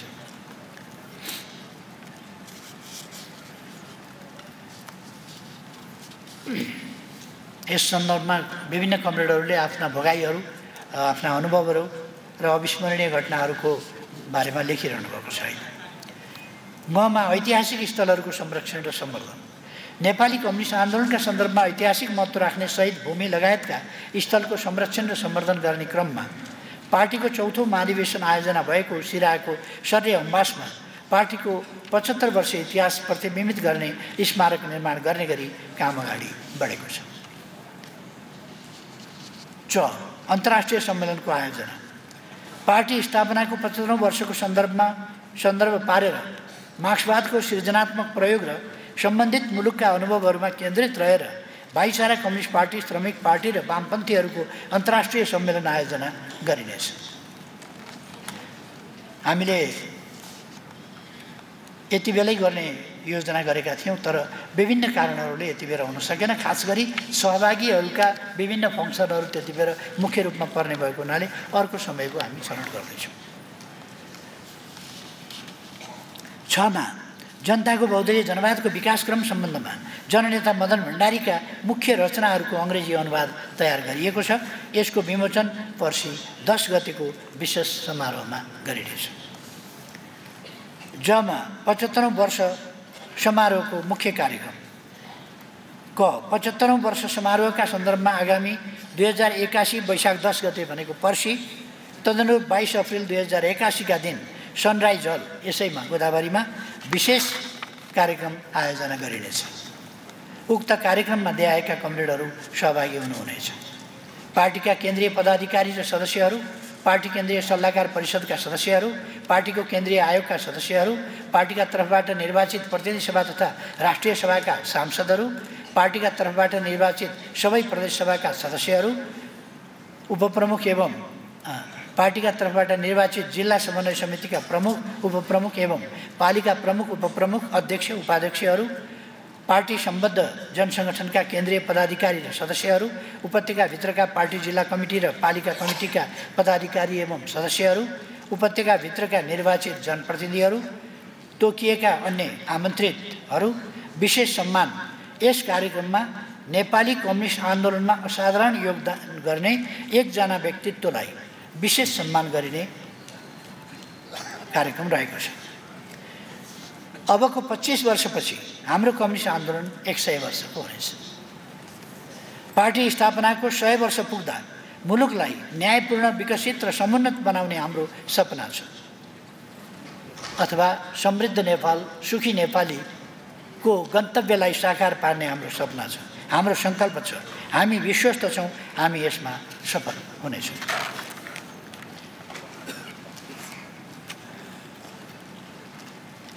हामी विरुद्ध भएका घेराबन्दी तोड्ने प्रयास र गठबन्धनका जनविरोधी कामहरूको प्रतिवाद हामीले कसरी गर्यौँ, म केही शब्दमा त्यसको चर्चा गर्न चाहन्छु। पार्टी विरुद्ध गठबन्धनले खडा गरेको घेरा तोड्न हामीले निरन्तर प्रयास गर्दै आयौँ। कतिपय पार्टी र नेताहरू बाह्य दबावका सामु टिक्न नसक्दा गत वर्ष हामीले सुरु गरेको नयाँ कोर्स अल्पकालमा बिथोलिए पनि हामीले विभिन्न मोर्चाहरूमा आंशिक सफलता हासिल गर्दै आयौँ। कोशी प्रदेशमा सरकार गठन र 78 तथा 80 को राष्ट्रिय सभा निर्वाचनमा प्राप्त अधिकांश सफलता हाम्रा यिनै प्रयासका परिणाम थिए। अझ यसभित्र हामीले सभामुखको निर्वाचन लगायतका विषयहरू पनि यसमा आउँछन्। गठबन्धनबाट श्रृङ्खलाबद्ध अगाडि बढाइएका जनविरोधी कामहरूको हामीले सदन र सडकबाट निरन्तर विरोध गरिरह्यौँ। नागरिकता विधेयक प्रमाणीकरणमा गरिएको जालजेलपूर्ण काम, महँगी र भ्रष्टाचार, तस्करी र असङ्गठित अपराध तथा सरकारी सम्पत्तिको हिनामिना लगायत प्रश्नमा पार्टी निरन्तर विरोधमा उत्रिरह्यो। हाम्रै दबावका कारण कतिपय सत्ताधारी नेताहरूकै संलग्नतामा भइरहेको सुन तस्करीको छानबिन गर्न आयोग बनाउन सरकार बाध्य भयो। पुरातात्विक क्षेत्र रामग्रामको जमिन गैर कानुनी तरिकाले व्यवसायिक गर्नलाई लिजमा दिने प्रयास असफल भयो। विभिन्न जनसङ्गठनहरूले आफ्ना क्षेत्रसँग सम्बन्धित मुद्दाहरूमा प्रदर्शन, जनदबाव र आन्दोलन उठाउने काम गरे।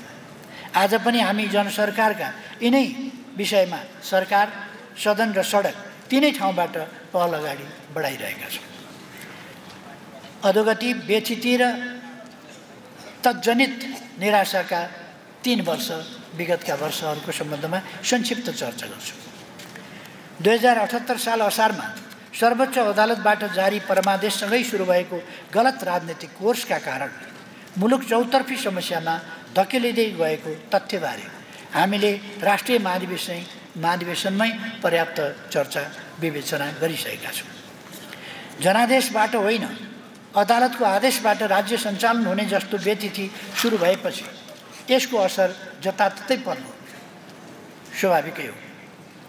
संवैधानिक मूल्यहरूको उल्लङ्घन, संस्थाहरूको अवमूल्यन, अर्थतन्त्रमा बिचौलियाहरूको बिगबिगी, राजनीतिमा अवसरवादीहरूको हालिमुहाली र गठबन्धनका नाममा सिद्धान्तविहीन, नीतिहीन र आदर्शच्युत संस्कारले गर्दा गएका करिब 3 वर्ष मुलुकले चौतर्फी समस्याको सामना गर्नु पर्यो। यद्यपि यो कुनै अनपेक्षित वा अस्वाभाविक परिदृश्य थिएन।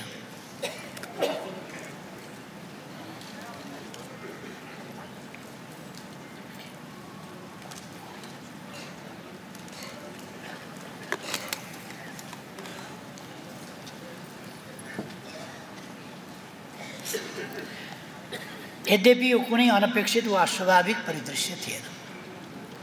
नेपालको संविधान जारी भएदेखि नै मुलुकमा दुई गन्तव्य, दुई विचारधारा, दुई धार, दुई कार्यभार, दुई खाले बाटोका बारेमा दुई थरी शक्तिका बीचमा तीव्र प्रतिद्वन्दिता सुरु भएको थियो।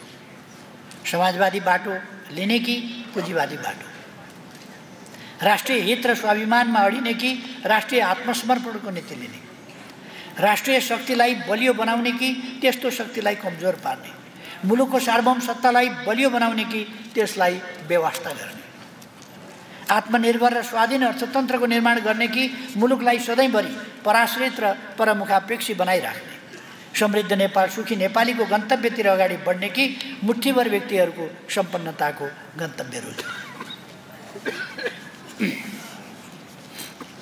विगत वर्षहरूमा मुलुकको राजनीति यिनै विचारधारा, धार, कार्यभार, बाटो र गन्तव्य बीचको तीव्र राजनीतिक प्रतिस्पर्धा, प्रतिद्वन्दिता र अन्तर्विरोधका वरिपरि घुमिरहेको छ। समाजमा जारी वर्ग सङ्घर्षको विशिष्ट अभिव्यक्तिका रूपमा यी प्रश्नमा बहस अगाडि बढिरहेको छ। यसै पृष्ठभूमिमा आज हामीले 74 सालको आम निर्वाचनमा वाम तालमेलसहित भारी बहुमत ल्याएर सरकार सञ्चालन गरेका थियौँ। सरकारको नेतृत्वमा मौलिक अधिकार र संहितासँग सम्बन्धित अत्यावश्यक कानुनहरू निर्धारित समयसीमाभित्रै निर्माण गरिए। यससँगै संविधान कार्यान्वयनले गति लियो। पृथकतावादी बाटो लिइरहेका, मुलुकलाई पुनः हिंसातिर धकेल्न खोजिरहेका र संविधानसँग असन्तुष्ट समूहहरूलाई वार्ताका माध्यमबाट संवैधानिक र शान्तिपूर्ण मूल प्रभावमा ल्याएसँगै राजनीतिक द्वन्द्वको अवस्था पनि साम्य हुँदै गयो। सार्वभौम समानता, पारस्परिक हित र सम्मान तथा न्यायमाथि आधारित बाह्य सम्बन्धलाई अगाडि बढाउँदै लगेपछि मुलुकको छवि, आत्मविश्वास र निर्णय क्षमतामा पनि उल्लेख्य अभिवृद्धि भयो।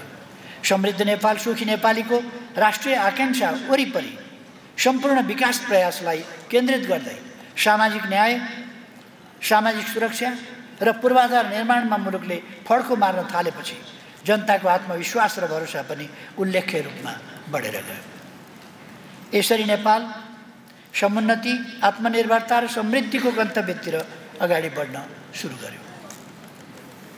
मुलुकलाई सधैँभरि अस्थिर, पराश्रित र पछौटे अवस्थामा राख्ने चाहनाहरूका लागि मुलुकले हासिल गरेका यी उपलब्धि स्वीकार्य र पाच्य नहुनु स्वाभाविकै थियो। यसै पृष्ठभूमिमा राजनीतिलाई गलत दिशामा धकेल्न अदालतलाई समेत प्रभावित पार्दै नेकपा एमालेको सरकारलाई विस्थापन गरिएको थियो। परमादेशबाट रोपिएको गलत बिउले सकारात्मक प्रतिफल दिन सम्भावना थिएन। यस अवधिमा मुलुकलाई हरेक दृष्टिले अधोगतितिर धकेल्ने काम भयो। यस अवधिमा मुलुकको स्वतन्त्र, असंलग्न र सन्तुलित बाह्य सम्बन्धमा गम्भीर विचलन देखा परे। मुलुकको गुमेको भूभाग फिर्ता गर्ने, इतिहासले विरासतमा छाडेका आसमान सन्धि र सम्बन्धहरूलाई सार्वभौम समानताको मूल मर्म अनुरूप पुनरावलोकन गर्ने र मुलुकको अर्थतन्त्रलाई स्वाधीन र आत्मनिर्भर बनाउन छिमेकी मित्र राष्ट्रहरूसँग सार्थक, गम्भीर र राष्ट्रिय हितमाथि आधारित छलफल हुनै सकेन। बरु सम्बन्ध बिग्रिन्छ कि छिमेकी रिसाउँछ कि भनेर संवेदनशील राष्ट्रिय हितका प्रश्नमा मौनता साध्ने, शक्ति राष्ट्रहरूको दबावमा छिमेकी मुलुकसँग भएका सहमतिलाई बेवास्ता गर्ने र कतिपय गलत निष्कर्ष र सम्झौतामा पुग्ने प्रवृत्ति बढ्दै गयो। संवेदनशील भूराजनीतिक परिस्थितिमा रहेको कुनै पनि मुलुकले यदि विदेश नीतिमा सन्तुलन गुमायो, शक्ति राष्ट्रहरूका रणनीतिक स्वार्थमा संलग्न हुन थाल्यो र राष्ट्रिय हितको रक्षाका मुख्य प्रश्नबाट बरालिन थाल्यो भने गम्भीर राष्ट्रिय सङ्कट पैदा हुन्छ भन्ने कुरा हामीले देखिरहेका छौँ। आफ्ना सत्ता स्वार्थका लागि शासकहरूबाट चालिने यस्ता गैर जिम्मेवार कदमको मूल्य राष्ट्रले नै चुकाउनुपर्छ र यसले मुलुकलाई भूराजनीतिक प्रतिस्पर्धाको थलो बनाउने जोखिमतिर धकेल्छ। नेपाल त्यही दिशातिर धकेलिँदै थियो। मुलुकको अर्थतन्त्र गहिरो मन्दीमा धकेलिँदै थियो। तत्कालीन सरकारले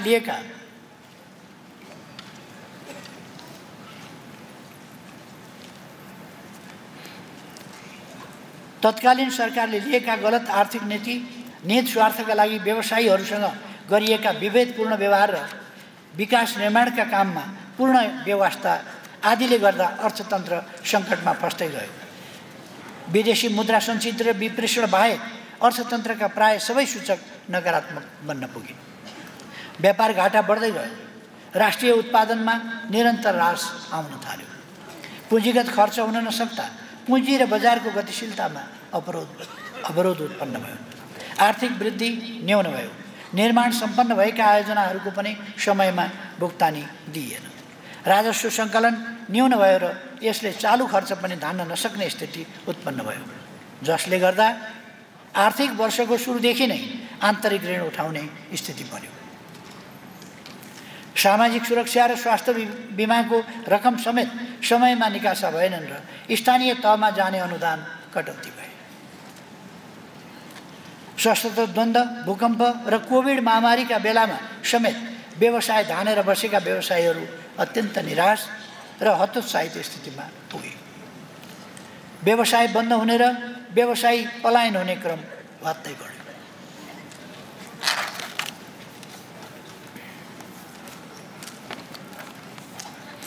मुख्य बजार क्षेत्रका 35देखि 40% सटर बन्द हुने र उद्योगहरूले 30% भन्दा बढी कर्मचारी कटौती गर्न बाध्य हुने अवस्था आयो। दैनिक उपभोग्य वस्तुमा भएको असीमित मूल्यवृद्धि र चर्को मुद्रास्फीतिका कारण सर्वसाधारण नागरिक र उपभोक्ताको जीवन अत्यन्त कष्टकर बन्न पुग्यो। मिटर ब्याज पीडितहरू सडकमा आउन बाध्य भए।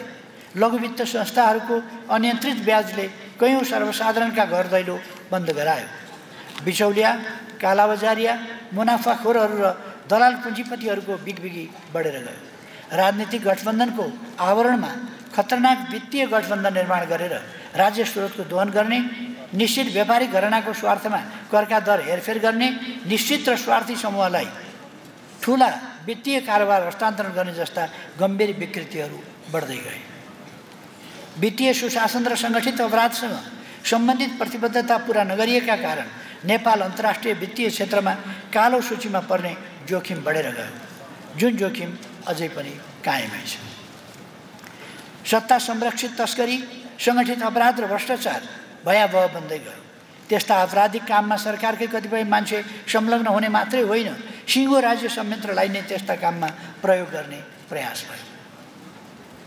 नागरिकता संशोधन विधेयक प्रमाणीकरणका क्रममा गरिएको जालझेल र गम्भीर अपराधमा संलग्नहरूलाई आम माफी दिन राष्ट्रपति संस्थाको दुरुपयोग, आफू अनुकूल काम नगरेपछि तत्कालीन प्रधान न्यायाधीशसँग प्रतिशोध साध्न प्रयोग गरिएको महाभियोग प्रस्ताव, निहित स्वार्थपूर्तिका लागि सेटिङ मिलाउन अदालतमाथि दिइएका दबाव, रेडक्रस गैर आवासीय नेपाली सङ्घ, स्काउट जस्ता गैर राजनैतिक संस्थामाथि गरिएका प्रतिशोध र हस्तक्षेप आदिले राज्यका अङ्ग र संस्थाहरूको संवैधानिक मर्यादा तथा गरिमालाई ध्वस्त बनाउँदै लगे।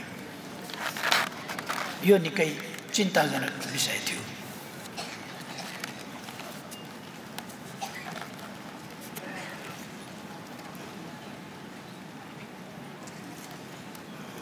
त्यताको माइक त्यहाँ आउँछ।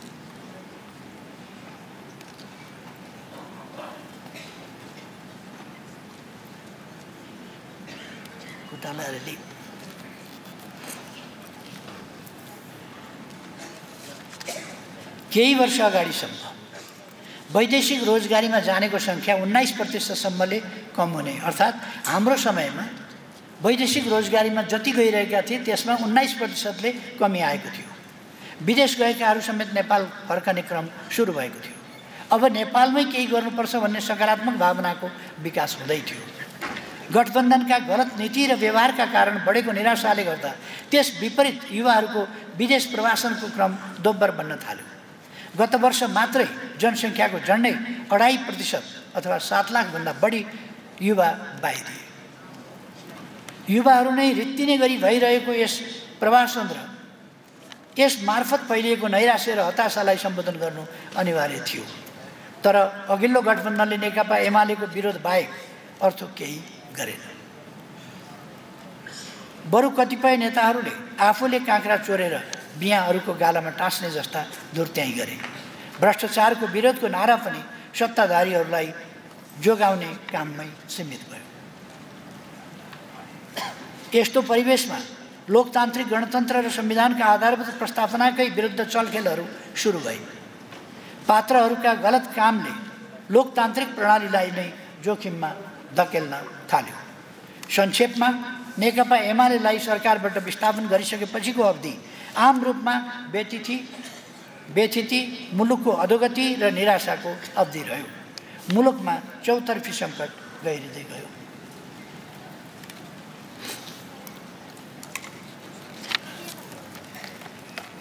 अब म नयाँ राजनीतिक समीकरण र सत्ता सङ्घर्ष, सत्ता सहकार्य, यो नयाँको बारेमा केही भन्न चाहन्छु।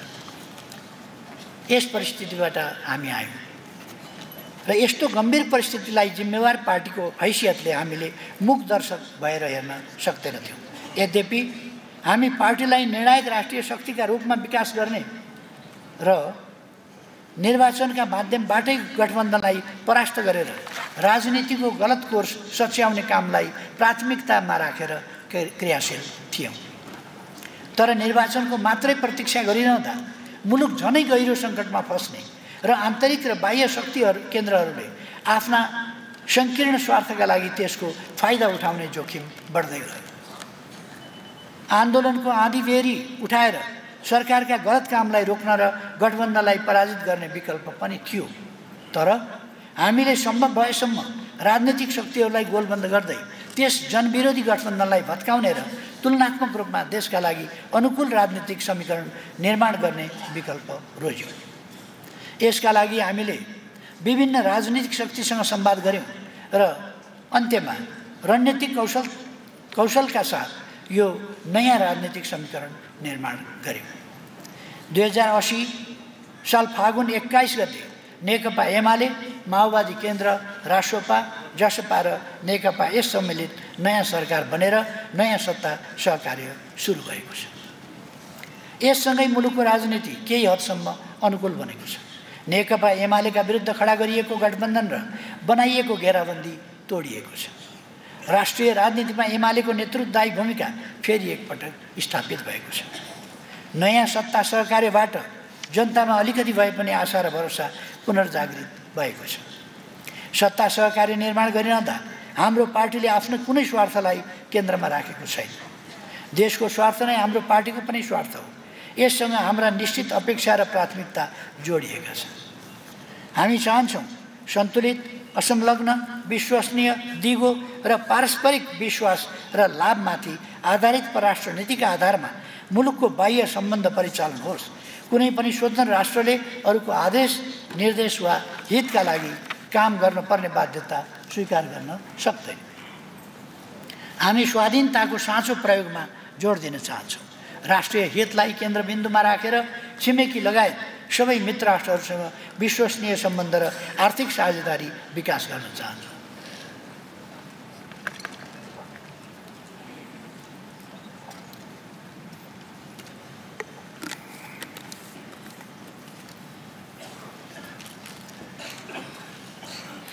हामी छिमेकी लगायत मित्र राष्ट्रका जायज चासो र सरोकारप्रति संवेदनशील छौँ।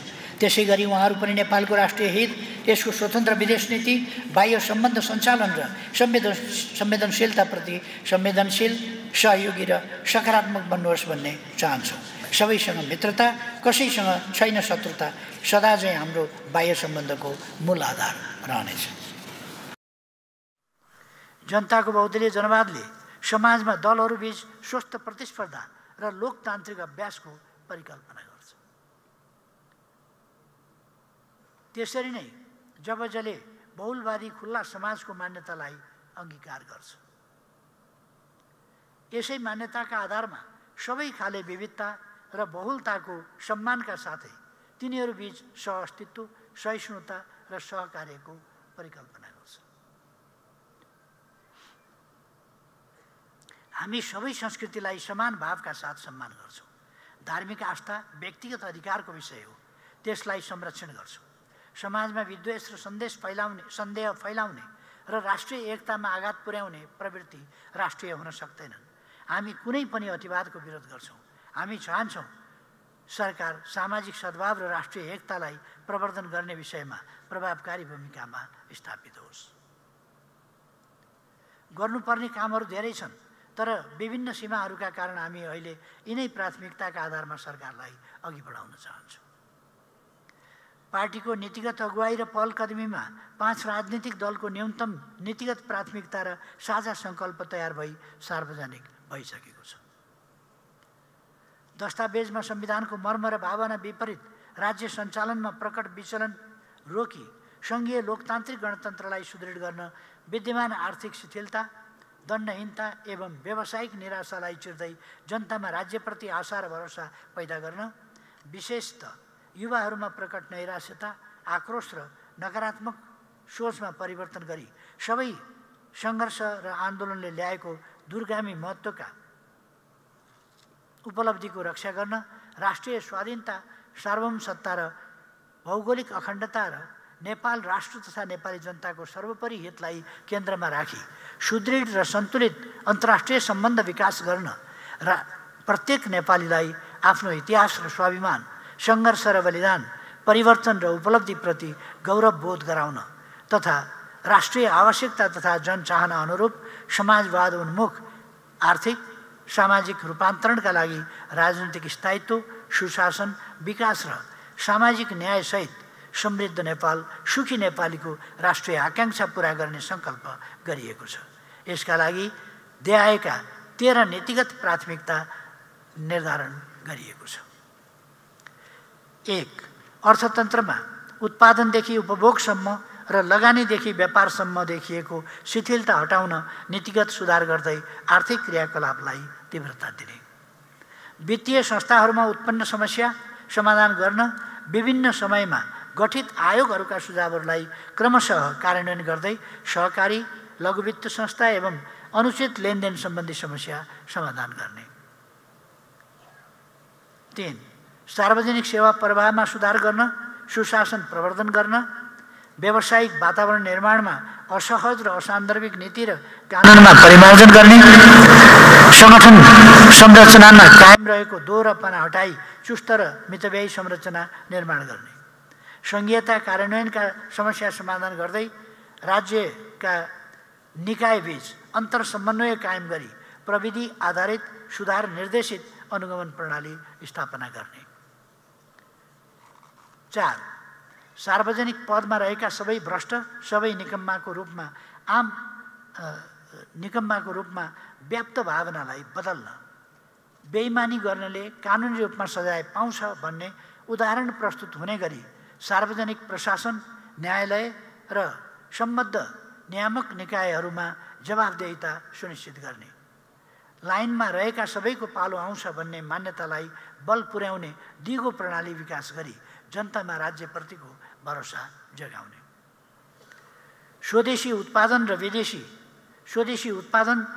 स्वदेशी उपभोगलाई प्रोत्साहन गर्दै राष्ट्रिय पुँजीको विकास गर्ने, कृषिलाई आर्थिक वृद्धि, रोजगारी सृजना, गरिबी निवारण, औद्योगिकरण, निर्यात व्यापार र आपूर्ति व्यवस्था अभिवृद्धिको प्रमुख क्षेत्रका रूपमा विकास गर्ने, भन्सार नियमनका माध्यमबाट समेत स्वदेशी उद्योग र उत्पादनलाई संरक्षण गर्ने, ज्याला रोजगारी र स्वरोजगार दुवै क्षेत्रमा कामको अवसर सिर्जना गर्ने गरी मेक इन नेपाल अभियान सञ्चालन गर्ने, स्वदेशको रोजगारीलाई आकर्षक र मर्यादित बनाउने, वैदेशिक रोजगारीलाई सुरक्षित र सिक्ने माध्यम बनाउने, सबैको समान पहुँच भएको राष्ट्र, समाज तथा जीवनसँग जोडिएको र समय अनुरूप अनुमोदित हुने गुणस्तरीय शिक्षा नीति अवलम्बन गर्दै उद्यमशील शिक्षित युवाको नीति कार्यान्वयन गर्ने, मौलिक हकको रूपमा रहेको स्वास्थ्य, खाद्य, आवास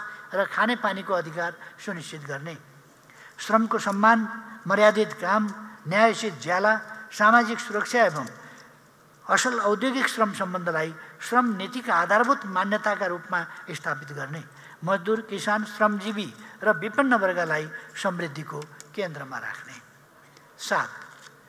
राष्ट्रिय पूर्वाधारमा अन्तर्निकाय समन्वय सुनिश्चित गर्ने, यातायात र सडकलाई आर्थिक विकासका पूर्वाधार, आपूर्ति व्यवस्थाको मेरुदण्ड, नागरिकले पाउने सुविधा एवं समुदाय बीचको अन्तर्सम्बन्धको माध्यमका रूपमा विकास गर्ने, पूर्वाधार विकासमा रहेको दोहोरोपन र भौगोलिक तथा प्रादेशिक असन्तुलन हटाउने, पूर्वाधार विकास सम्बन्धी आयोजनाहरू नीति कार्यक्रम तथा बजेटमा पर्ने तर वर्षौंसम्म कार्यान्वयन नहुने अवस्थाको अन्त्य गर्ने। 8. विद्युत उत्पादन विस्तार मार्फत आर्थिक वृद्धि दर बढाउने, विद्युतीकरण मार्फत आम नागरिकको जीवन सहज तुल्याउने, इन्धनमाथिको परनिर्भरता न्यून गर्ने, मुलुकको औद्योगिकरणमा टेवा पुर्याउने र नवीकरणीय ऊर्जाको प्रयोग मार्फत वातावरणमा सुधार ल्याउने, आधुनिक सञ्चार मार्फत जनताको सुसूचित हुने अधिकारको प्रत्याभूति गर्ने, प्रविधि मार्फत शिक्षा, स्वास्थ्य, उत्पादन लगायत जीवनका धेरै क्षेत्रलाई सहज तुल्याउने र रोजगारीका अवसर सिर्जना गर्ने।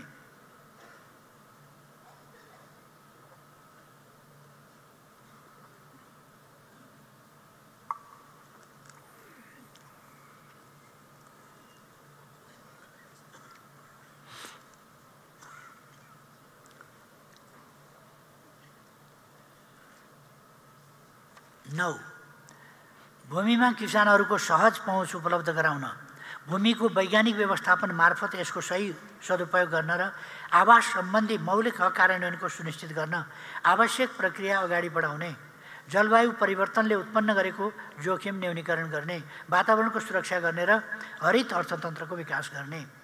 10. युवाहरूलाई सामाजिक जीवनका सबै क्षेत्रमा महत्त्वपूर्ण साझेदार र संवाहकका रूपमा अगाडि बढाउँदै उनीहरूको सर्वतोमुखी विकासका लागि वातावरण निर्माण गर्ने, बहुलता, विविधता र बहुसांस्कृतिक सामाजिक विशेषतालाई नेपालको पहिचान, गौरव र सम्पदाको रूपमा स्थापित गर्ने, पर्यटनको समग्र विकास मार्फत आर्थिक विकासमा टेवा पुर्याउने। 11. लैङ्गिक समानता, सामाजिक समावेशिता र समानता प्रत्याभूत गर्ने एवं महिला सहभागिता र लैङ्गिक समानता सम्बन्धमा आजसम्म हासिल उपलब्धिहरूलाई अझ दिगो, परिणाममुखी र सार्थक तुल्याउने। शान्ति प्रक्रियाका बाँकी कामलाई टुङ्ग्याउन तत्काल कानुनी प्रबन्ध गर्ने, पीडितलाई केन्द्रमा राखी तथ्यको आधारमा सत्य स्थापित गर्ने, सत्यको आधारमा न्याय, क्षतिपूर्ति, परिपूरण, माफी र मेलमिलापका माध्यमबाट द्वन्द्व सिर्जित पीडाको सम्बोधन गर्ने। र 13. नेपालको राष्ट्रियता, सार्वभौमसत्ता, भौगोलिक अखण्डता, स्वाधीनता, स्वतन्त्रता, स्वाभिमान र राष्ट्रिय हितको रक्षालाई केन्द्रबिन्दुमा राख्ने। संयुक्त राष्ट्रसङ्घको बडापत्र, पञ्चशीलको सिद्धान्त, विश्व शान्तिका मान्यता, अन्तर्राष्ट्रिय प्रतिबद्धता तथा न्यायमा आधारित स्वतन्त्र, तटस्थ र अल्पसङ्ख्यक परराष्ट्र नीति अवलम्बन गर्ने। यी नीतिहरू आम रूपमा सही छन्। यिनको कार्यान्वयनले मुलुकको राजनीति, अर्थतन्त्र र बाह्य सम्बन्ध लगायत धेरै विषयमा सकारात्मक उपलब्धि हासिल हुनेछन्। नयाँ सरकार बनेसँगै केही सकारात्मक काम थालनी भएका छन्। सहकारी पीडितहरूको समस्या समाधानका लागि सम्बद्ध मन्त्रालयले सहमति गरेको छ। मिटर ब्याजीहरूसँग सम्झौता भएर सडक आन्दोलन स्थगित भएको छ। किसानहरूसँग दुधको बक्यौता रकम तत्काल भुक्तानी गर्ने सहमति भएको छ। बाँसबारीको 10 रोपनी जग्गा सरकारको नाममा फिर्ता ल्याइएको छ। सरकारले भूमि आयोग गठन गरेर भूमिहीन र अव्यवस्थित बसोबासीहरूका समस्या दिगो रूपमा समाधान गर्ने तयारी गरेको छ। किसानलाई मलको अभाव हुन नदिने प्रत्याभूति गरेको छ। हिजो सत्ताको आडमा उन्मुक्ति पाएका या अनुसन्धान र अभियोजन हुन नसकेका कतिपय मुद्दाहरूमा नयाँ ढङ्गबाट स्वतन्त्र अनुसन्धान, अभियोजन र कारबाही सुरु भएको छ। यी विषयहरू सकारात्मक छन्, तर अझै धेरै गर्नुपर्नेछ।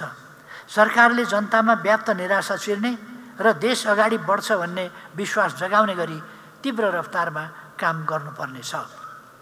विगतका कतिपय घटना, सन्दर्भ र अनुभवका आधारमा जनताको मनमा यस सहकार्यको दिगोपनामाथि आशंका छन्।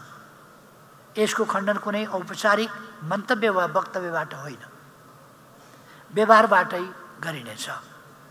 यसलाई विफल पार्न आरम्भदेखि नै विभिन्न तत्त्वहरू क्रियाशील रहेको पनि देखिएको छ, तर राजनीतिलाई सधैँभरि प्रयोगको थलो बनाइराख्न सकिँदैन। त्यसो गर्न थालियो भने कुनै दिन आफैद्वारा निर्मित व्यूहमा फस्न सकिन्छ भन्ने तथ्यलाई सबैले एक्का राख्नुपर्छ। हाम्रो पार्टी यस सहकार्यलाई दिगो, परिणाममुखी र सफल बनाउन आफ्नो सम्पूर्ण सामर्थ्य केन्द्रित गर्नेछ।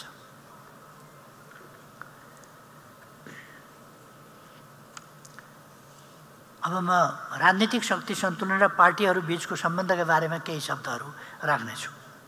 माथि नै चर्चा भइसकेको छ, यो सत्ता सहकार्य मुलुकका समस्या समाधानका लागि हो, सत्ता परिवर्तन या प्राप्तिका लागि मात्रै होइन। यो राष्ट्रियतालाई बलियो बनाउने र राष्ट्रिय हित र स्वाभिमानको रक्षा गर्ने, सुशासनलाई प्रत्याभूत गर्ने, लोकतन्त्रको रक्षा र विकास गर्ने, विकास र समृद्धिको यात्रालाई गति दिने तथा जनतामा आशा र भरोसा जगाउने साझा सङ्कल्पका साथ स्थापना भएको समीकरण हो। यसलाई निश्चित राजनीतिक विचारधाराले भन्दा पनि यिनै विषयहरूले निर्देशित गरिरहेका छन्। मुलुकमा जस्ता गम्भीर समस्याहरू छन्, तिनको समाधानका लागि सबै राजनीतिक पार्टीहरूमाझ निरन्तर संवाद आवश्यक छ। मुख्य प्रश्नहरूमा न्यूनतम समझदारीको खाँचो छ अनि विचार मिल्नेहरूमाझ सहकार्य आवश्यक छ। त्यसैले यति नै बेला निश्चित दल, विचार वा शक्तिलाई निषेध गर्ने गरी अगाडि बढाइने वामपन्थी एकता वा समाजवादी ध्रुव वा अन्य कुनै नाममा गरिने ध्रुवीकरण उचित, व्यावहारिक र लाभदायी हुँदैन। सहकार्य गहिरो हुँदै जाँदा र विश्वासको वातावरण निर्माण हुँदै जाँदा भोलि विचार मिल्नेहरू क्रमशः एकै ठाउँ हुँदै जानेछ। त्यो स्वाभाविक हो, त्यसो हुनु पनि पर्छ। तर आजका दिनमा भने सबै सकारात्मक शक्तिहरूलाई साथ लिएर अगाडि बढ्नु वास्तविकता हो र बढी महत्त्वपूर्ण छ। हिजोको सत्ता गठबन्धनले नेकपा एमालेप्रति प्रतिशोध, मुठभेद र निषेधको नीति लियो। महत्त्वपूर्ण राष्ट्रिय प्रश्नहरूमा प्रतिपक्षलाई साथमा नलिने मात्र होइन, जानकारी दिने न्यूनतम औपचारिकतासम्म पुरा गरेन। राष्ट्रिय हितमा आघात पुर्याउने कतिपय प्रश्नमा गोप्य सहमतिहरू गरिए, कतिपय डरलाग्दा सहमतिहरू गर्न खोजिए, तर ती तुइए। त्यो अलोकतान्त्रिक र अराजनीतिक तरिका थियो। हामी त्यसो गर्ने छैनौँ। मुलुकको परराष्ट्र नीति, राष्ट्रिय सुरक्षा, विकास र पूर्वाधारका राष्ट्रिय एजेन्डा, सङ्क्रमणकालीन न्याय र संवैधानिक प्रश्नमा प्रतिपक्ष लगायत सबैसँग सार्थक संवाद गर्ने हाम्रो नीति हुनेछ। हामी चाहन्छौँ मुलुकमा सिद्धान्त, विचार र नीतिका आधारमा स्वस्थ प्रतिस्पर्धा होस्। यस्तो प्रतिस्पर्धाले लोकतन्त्रलाई बलियो बनाउँछ।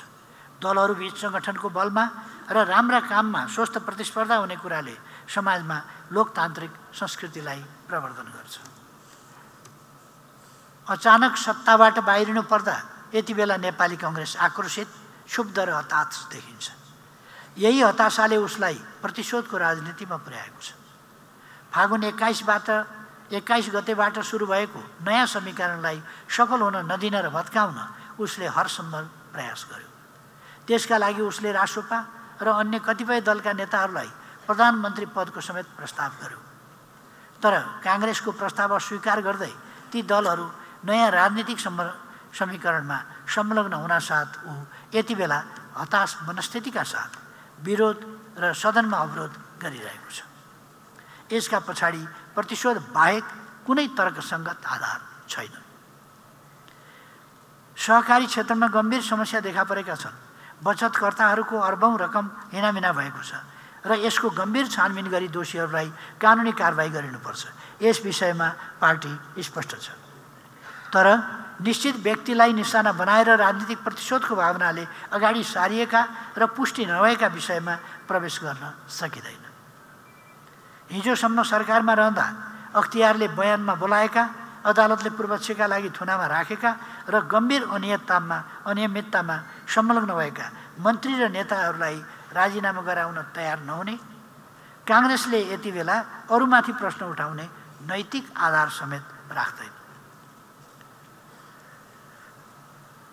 विश्व परिवेश, बदलिँदो विश्व परिवेश, भूराजनीति र हाम्रो विदेश नीतिको सम्बन्धमा 2-4 शब्द म फेरि राख्न चाहन्छु। यस बीचमा नेपालमा समेत प्रत्यक्ष परोक्ष प्रभाव पर्ने गरी विश्व परिस्थिति विश्व वित्तीय व्यवस्था र भू राजनीतिमा परिवर्तन भइरहेका छन्, जसलाई हामीले सूक्ष्म अध्ययन र निगरानी गर्नु आवश्यक छ। तेस्रो वर्षमा प्रवेश गरिसक्दा पनि रुस युक्रेन युद्ध अन्त्यको कुनै सम्भावना देखा परेको छैन। यसले सिर्जना गरेको मानवीय सङ्कट र खाद्यान्न तथा इन्धनको आपूर्ति श्रृङ्खलामा पारेको असरले विश्वलाई नै प्रभावित गरेको छ। कोभिड महामारीपछि तङ्ग्रिन थालेको विश्व अर्थतन्त्रमा यसले नकारात्मक असर गरेको छ। नेकपा एमाले रुस युक्रेन युद्ध यथाशीघ्र अन्त होस्, दुवै देश आफ्ना सार्वभौम सीमाभित्र शान्तिपूर्ण रूपमा रहन सकुन् र त्यो भूमिमा विश्व शक्ति राष्ट्रहरूको शक्ति प्रदर्शनको थलो र क्षेत्रीय द्वन्द्वको केन्द्रभाग नबनोस् भन्ने मान्यता राख्दछ। 7 अक्टोबर 2023 हमास लडाकुहरूले इजरायलमाथि गरेको साङ्घातिक आक्रमण र त्यसको बदला स्वरूप इजरायलले गाजा क्षेत्रमा सुरु गरेको प्रत्याक्रमणले ठूलो मानवीय सङ्कट निम्त्याएको छ। हमास आक्रमणमा परि झन्डै 1200 इजरायली नागरिक मारिएका थिए भने सयौं बन्धक बनाइएका थिए। कयौं बन्धक अझै रिहा भएका छैनन्। इजरायलको निशंस आक्रमणमा परि गाजा क्षेत्रमा 14,000 भन्दा बढी बालबालिका र 10,000 हाराहारीमा महिलासहित 32,000 भन्दा बढी प्यालेस्टाइनी नागरिकहरू मारिएका छन्। 8,000 भन्दा बढी मानिस भग्नावशेषभित्र पुरिएको अनुमान छ। संयुक्त राष्ट्रसङ्घका सहायता कर्मीहरू समेत मारिने, अस्पतालमाथि बमबारी गर्ने एवं खाद्यान्न र पानी समेत वितरण अवरुद्ध गर्ने कामले यति बेला गाजा क्षेत्र भोकमरी, अभाव र मानवीय सङ्कटले आक्रान्त भएको छ। युद्धका बाछिटा अन्यत्र पनि फैलन थालेका छन्। प्यालेस्टाइनी जनताको समर्थनको नाममा यमनका हुथी विद्रोहीहरूले लाल सागरमाथि गरिरहेको लगातारको आक्रमणले त्यस क्षेत्रको जलमार्ग समेत प्रभावित भएको छ। यसले विश्वकै आपूर्ति श्रृङ्खलालाई असर पारेको छ। क्षेत्रीय युद्धको आशंका बढेको छ। नेकपा एमाले जुनसुकै स्वरूप, आवरण र नाममा गरिने आतङ्ककारी क्रियाकलापको दृढ विरोध गर्दछ। प्यालेस्टाइनी जनताको स्वतन्त्र र सार्वभौम राज्यको मागप्रति हाम्रो निरन्तर समर्थन रहँदै आएको छ। स्वीकृत अन्तर्राष्ट्रिय सीमाभित्र इजरायल र प्यालेस्टाइन शान्तिपूर्वक रहन पाउनुपर्छ भन्ने संयुक्त राष्ट्रसङ्घको 2 राज्य समाधानको विकल्पलाई हामी समाधान गर्छौँ र त्यो विकल्पको कार्यान्वयनबाट मात्रै त्यस क्षेत्रमा दिगो शान्ति कायम हुन सक्छ भन्ने विश्वास गर्दछौँ।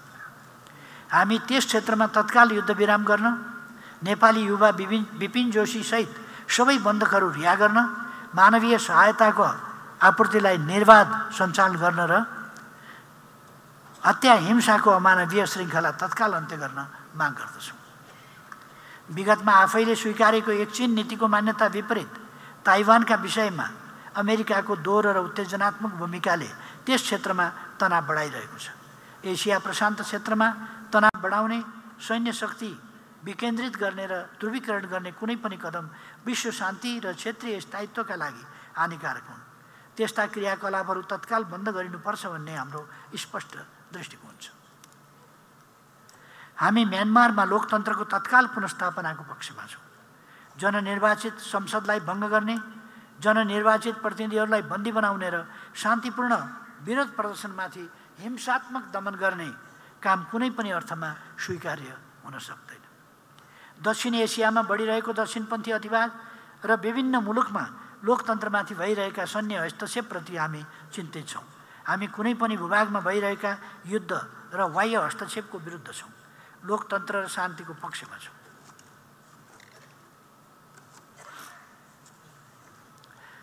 भारत र पाकिस्तान बीचको तनावका कारण दक्षिण एसियामा क्षेत्रीय सहकार्यका प्रयास अवरुद्ध भएका छन्। सार्क निष्प्रभावी र निष्क्रिय अवस्थामा पुगेको छ। बिमस्टेक कामकाजी बन्न सकेको छैन। गरिबी निवारण, जलवायु परिवर्तन र अन्तर्राज्य अपराध रोक्न आवश्यक पर्ने क्षेत्रीय सहकार्यको प्रभावप्रति हामी चिन्तित छौँ। क्षेत्रीय सहकार्यको अभावप्रति हामी चिन्तित छौँ। छिमेकी देशहरूको सार्वभौम सत्ता, संवेदनशीलता र सरकारलाई भारतले आवश्यक ध्यान दिन नसक्दा उसँग यस क्षेत्रका देशहरूको द्विपक्षीय र बहुपक्षीय साझेदारी अपेक्षित मात्रामा अगाडि बढ्न सकेको छैन। नेपालको भारतसँग रहेका सीमा 1950 को सन्धि, व्यापार घाटा लगायतका विषयहरू अझै समाधान हुन बाँकी छ। बदलिदो भूराजनीति, भू अर्थनीति र शक्ति राष्ट्रहरूका प्रतिस्पर्धाका बीचमा नेपालको राष्ट्रिय स्वाधीनता, स्वाभिमान र राष्ट्रिय हितको रक्षा गर्ने अभिभारा थप जटिल बन्दै गएको छ। हामीले भूराजनीतिमा आएका यी बदलावहरूलाई संवेदनशील दृष्टिले हेर्दै राष्ट्रिय हितको रक्षाका लागि सजग भएर अगाडि बढ्नु पर्दछ।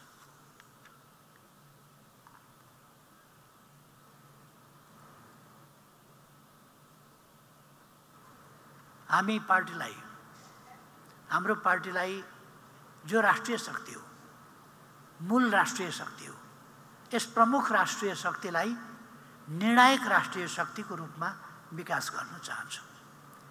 त्यो विकास कसरी गर्ने, त्यस सन्दर्भमा म केही कुराहरू यहाँ राख्न चाहन्छु।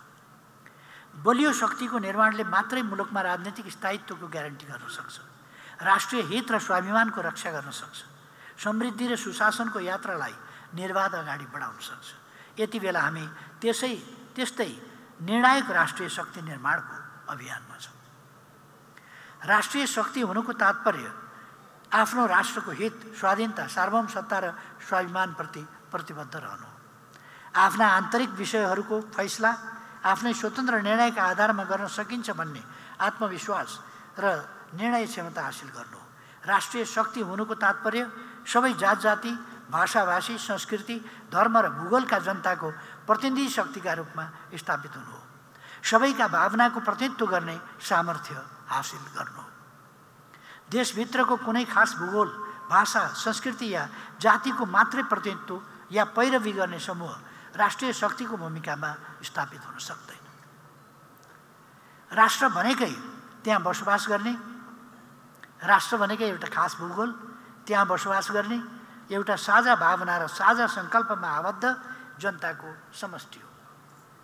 राष्ट्रिय शक्ति तिनै जनताको सामूहिक शक्तिबाट आर्जन हुने ऊर्जा हो।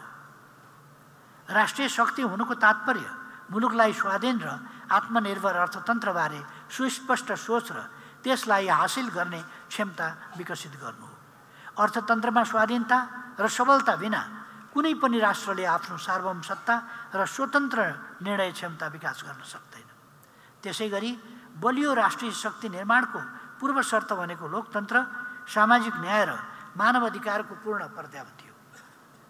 यी विषयहरूको विद्यमानताले मात्रै सबै जनताको भावना, क्षमता र सामूहिक शक्तिलाई उद्घाटित गर्न सक्छ। राष्ट्रप्रतिको अपनत्व, माया र देशभक्तिलाई प्रस्फुटित गर्न सक्छ र राष्ट्र निर्माणको साझा सङ्कल्प विकास गर्न सक्छ।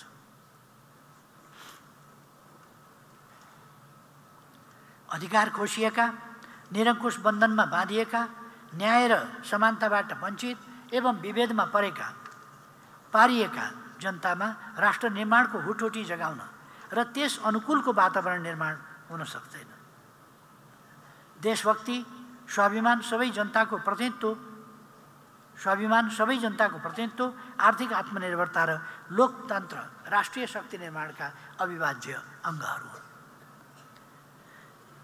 विक्रम सम्वत 1990 को दशकदेखि नेपालमा सङ्गठित राजनीतिको सुरुवात भएसँगै राष्ट्रिय शक्ति उदायो र त्यसको केही पछि नै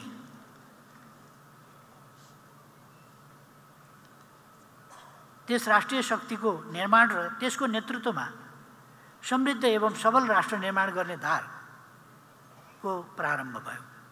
अर्कातिर त्यसको केही पछि नै पराश्रय, परमुखापेक्षा र राष्ट्रिय आत्मसमर्पणवादी गरी मूल दुई धारको प्रतिस्पर्धाका बीचबाट आजको राजनीति, त्यस बेलादेखि अहिलेसम्म नै राजनीति यो दुई धारबाट अगाडि बढिरहेको छ। नेपाल कम्युनिस्ट पार्टीको जन्म नै जनतालाई अधिकार सम्पन्न बनाएर बलियो राष्ट्रिय शक्ति निर्माण गर्ने, आफ्नै बलबुतामा प्रजातन्त्र स्थापना गर्ने, आफ्ना मुद्दाहरूको फैसला आफै गर्ने, स्वतन्त्र विदेश नीति र स्वाधीन अर्थतन्त्र निर्माण गर्ने तथा समाजवाद स्थापना गर्दै न्याय, समानता र समृद्धिको जनचाहना पुरा गर्ने लक्ष्यका साथ भएको हो। 75 वर्षको गौरवशाली यात्रामा पार्टीले यिनै उद्देश्यका साथ आफूलाई समर्पित गरेको छ। लोकतन्त्र र जनताका अधिकार स्थापनाका निम्ति पार्टीले गरेको निरन्तरको बलिदानी सङ्घर्ष यसको दृष्टान्त हो। सरकारमा रहँदा होस् वा प्रतिपक्षमा सबै खाले जात जाति भाषाभाषी संस्कृति र भूगोलका जनताको एकतालाई प्रवर्धन गर्न, सामाजिक सद्भाव र राष्ट्रिय एकता सुदृढ गर्न तथा सबै खाले अतिवादको विरोधमा पार्टीको सम्झौताहीन सङ्घर्ष यसको उदाहरण हो। सामाजिक न्याय, लैङ्गिक समानता र समावेशिताका माध्यमबाट जनताको सामर्थ्य विकास गर्न पार्टीले अगुवाई गरेका तथ्यहरू आफैमा यसका प्रमाण हुन्। त्रुटिपूर्ण दिल्ली सम्झौताको आलोचना, भीमदत्त पन्त, रामप्रसाद राई, एकदेव आले र केआई सिंह लगायत देशभक्तहरूमाथि भएको दमनको प्रतिवाद, असमान सन्धि खारेजीको औपचारिक माग, नेपाली जनताले आफ्नो संविधान आफै बनाउन पाउने नेपाली जनताको सार्वभौम अधिकारको व्यवहारिक कार्यान्वयन र नाकाबन्दीको सामना यसका ताजा उदाहरणहरू हुन्। बाह्य सम्बन्ध सञ्चालनमा सार्वभौम समानता, पारस्परिक सम्मान र हित तथा न्यायको मान्यता निरूपण यसै सन्दर्भमा महत्त्वपूर्ण कोसेढुङ्गा हुन्। समृद्ध नेपाल, सुखी नेपालीको राष्ट्रिय आकाङ्क्षाको रेखाङ्कन र त्यसको कार्यान्वयनका लागि हामीले चालेका रूपान्तरणकारी कदमहरूले यिनै तथ्यहरूलाई पुष्टि गर्दछ। 2007 सालको क्रान्तिपछि पार्टीमाथि प्रतिबन्ध लगाइनु, 52 सालमा पार्टीलाई अल्पकालमै सरकारबाट विस्थापित गरिनु, 73 सालमा पार्टी नेतृत्वको सरकारलाई अपदस्थ गरिनु र झन्डै 2/3 हाराहारीमा रहेर राजनीतिक स्थायित्व, मुलुकको समृद्धि, सामाजिक न्याय र अन्तर्राष्ट्रिय जगतमा राष्ट्रको छवि सबल बनाउँदै गरेको पार्टीलाई 3 वर्षमै विभाजित गरिनुको अन्तर्यमा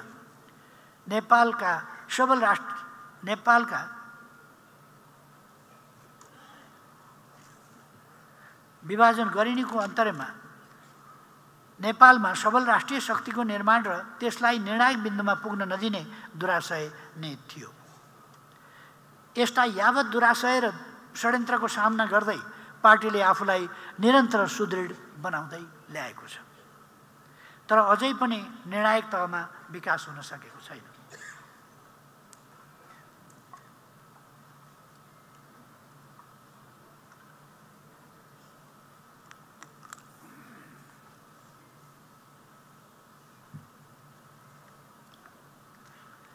एकाउन्न सालमा तत्कालीन प्रतिनिधि सभाका 205 मध्ये 88 झन्डै 43% स्थानमा विजय हासिल गरेर पार्टीले एउटा उचाइ हासिल गरेको थियो। 74 को आम निर्वाचनमा प्रतिनिधि सभाका 275 स्थानमध्ये 121 44% स्थान र लोकप्रिय मतमा 34% हासिल गरेर इतिहासमा सर्वाधिक उचाइ हासिल गरेको थियो। पछि नेकपा माओवादी केन्द्रसँग पार्टी एकीकरण गर्दै वामपन्थीहरूको प्रबल बहुमत निर्माण गरिएको थियो। फेरि पनि बलियो राष्ट्रिय शक्ति निर्माण हुन नदिने प्रपञ्चमा उचाइमा पुगेको त्यस आन्दोलनलाई विभाजित गर्ने काम भयो। आज आन्दोलन तुलनात्मक रूपमा हिजोको त्यो उचाइसँग अलिकति खस्किएको अवस्था छ। आज यस अभियानलाई हामी नयाँ सिराबाट सुरु गर्दैछौँ। निर्णायक राष्ट्रिय शक्ति निर्माणको अनिवार्य पूर्वशर्त बलियो नेकपा एमालेको निर्माण हो। हाम्रो पार्टी बाहिर पनि राष्ट्रिय शक्तिका पक्षधरहरू छन्, तर तिनीहरू बलिया, प्रभावकारी वा अगुवाई गर्न सक्ने भूमिकामा छैनन्। बलियो नेकपा एमालेको नेतृत्वमा मात्रै तिनीहरूलाई राष्ट्र निर्माणका काममा गोलबन्द गर्न सकिन्छ। यसै उद्देश्यले हामी यस वर्षलाई सङ्गठन सुदृढीकरण र शुद्धिकरणको वर्षका रूपमा अगाडि बढाउँदैछौँ। शुद्धिकरण अभियानका लागि विशेष प्रस्ताव देहाय बमोजिम प्रस्तुत गरिएको छ। हाम्रो पार्टी निर्माण सम्बन्धी अवधारणा के हो, त्यसमा अलिकति म विचारहरू राख्न चाहन्छु। सामाजिक व्यवस्थापनका लागि मानव जातिले विकास गरेका सर्वाधिक महत्त्वपूर्ण कुरा हुन् राजनीति र राजनीतिक पार्टीहरू। राजनीति नै मूल विषय हो जसले समाजलाई निश्चित गन्तव्य निर्धारण गरेर त्यहाँ पुग्ने बाटो तय गरेर त्यसको उद्देश्यका लागि जनतालाई गोलबन्द गर्छ। राजनीतिले राज्य जन्माउँछ र त्यसले पार्टीहरू जन्माउँछ। राजनीतिक पार्टीहरूले नै राष्ट्रिय एकताको आधारभूमि निर्माण गर्दछ र राष्ट्रिय गन्तव्यको पनि निर्धारण गर्दछ। पार्टी निर्माणका दुई अवधारणा प्रचलनमा छन्, मास पार्टी र कार्यकर्ता अथवा क्याडर पार्टी। मास पार्टीमा तहगत कमिटी प्रणाली हुँदैन र नीतिगत तथा नेतृत्व निर्माणमा कमिटीको निर्णायक भूमिका पनि हुँदैन। एक किसिमले भन्ने हो भने त्यहाँ भिडले तत्कालका लागि नीति र नेतृत्व तय गर्छ। कार्यकर्ता पार्टीमा सचेत र क्रियाशील सदस्यले नीति र नेतृत्व निर्माण गर्छन्।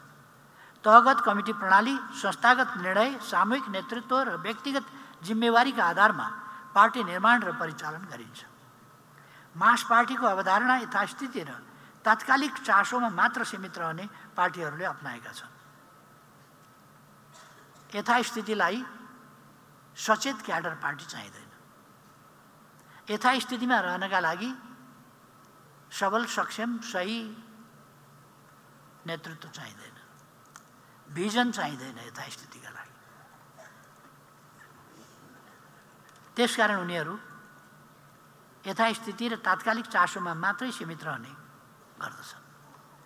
जे छ त्यसैमा वा त्यसमाथि सामान्य सुधारमा सन्तुष्ट हुने हुनाले यो सामान्य सुधार चाहिँ उनीहरू किन गर्छन् भने जनतामा असन्तुष्टि नबड्कियोस् भन्नका लागि मात्रै, जन असन्तुष्टि रोक्नका लागि मात्रै उनीहरूले सामान्य सुधार पनि गर्ने हो यथास्थितिमा। त्यस्तो पार्टीका लागि सचेत, सङ्गठित र सक्रिय कार्यकर्ताको आवश्यकता पर्दैन। तर कम्युनिस्ट पार्टी संस्थागत निर्णयमा आधारित नीति र सचेत नेतृत्वका आधारमा निर्माण हुन्छ। त्यो किनभने यसले एउटा महान गन्तव्य र त्यसमा पुग्ने महान अभिभारा बोकेको हुन्छ। प्रगति र क्रान्तिकारी रूपान्तरणप्रति प्रतिबद्ध, सचेत, सङ्गठित र सक्रिय नेता कार्यकर्ताको बलमा सञ्चालित हुने भएकाले कम्युनिस्ट पार्टीलाई क्याडर पार्टी भन्ने गरिएको हो। त्यसो त क्याडर पनि जनताकै एउटा हिस्सा हो। जनताको राजनीतिक रूपमा सचेत, सङ्गठित र क्रियाशील हिस्सा हो। प्रतिबन्धित अवस्थामा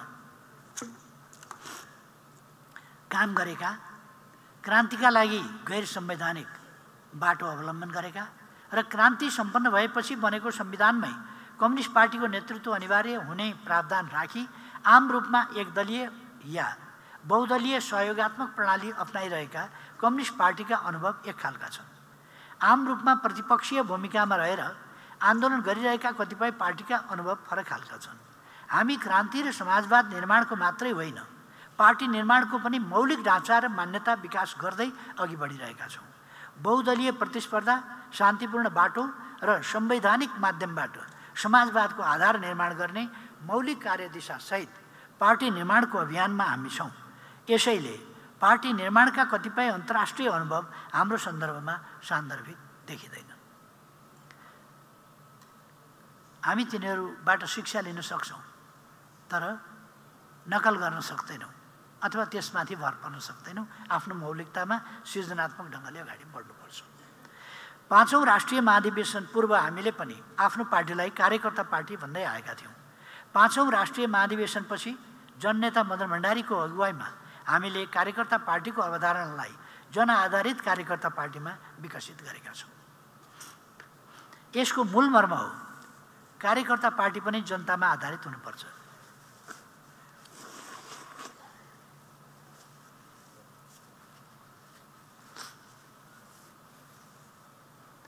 पार्टीका नेता कार्यकर्ता जनताका सुख दुःखमा सहभागी हुनुपर्छ, जनतासँग एकाकार हुनुपर्छ, जनताको हित र प्रगतिको पक्षमा सक्रिय हुनुपर्छ र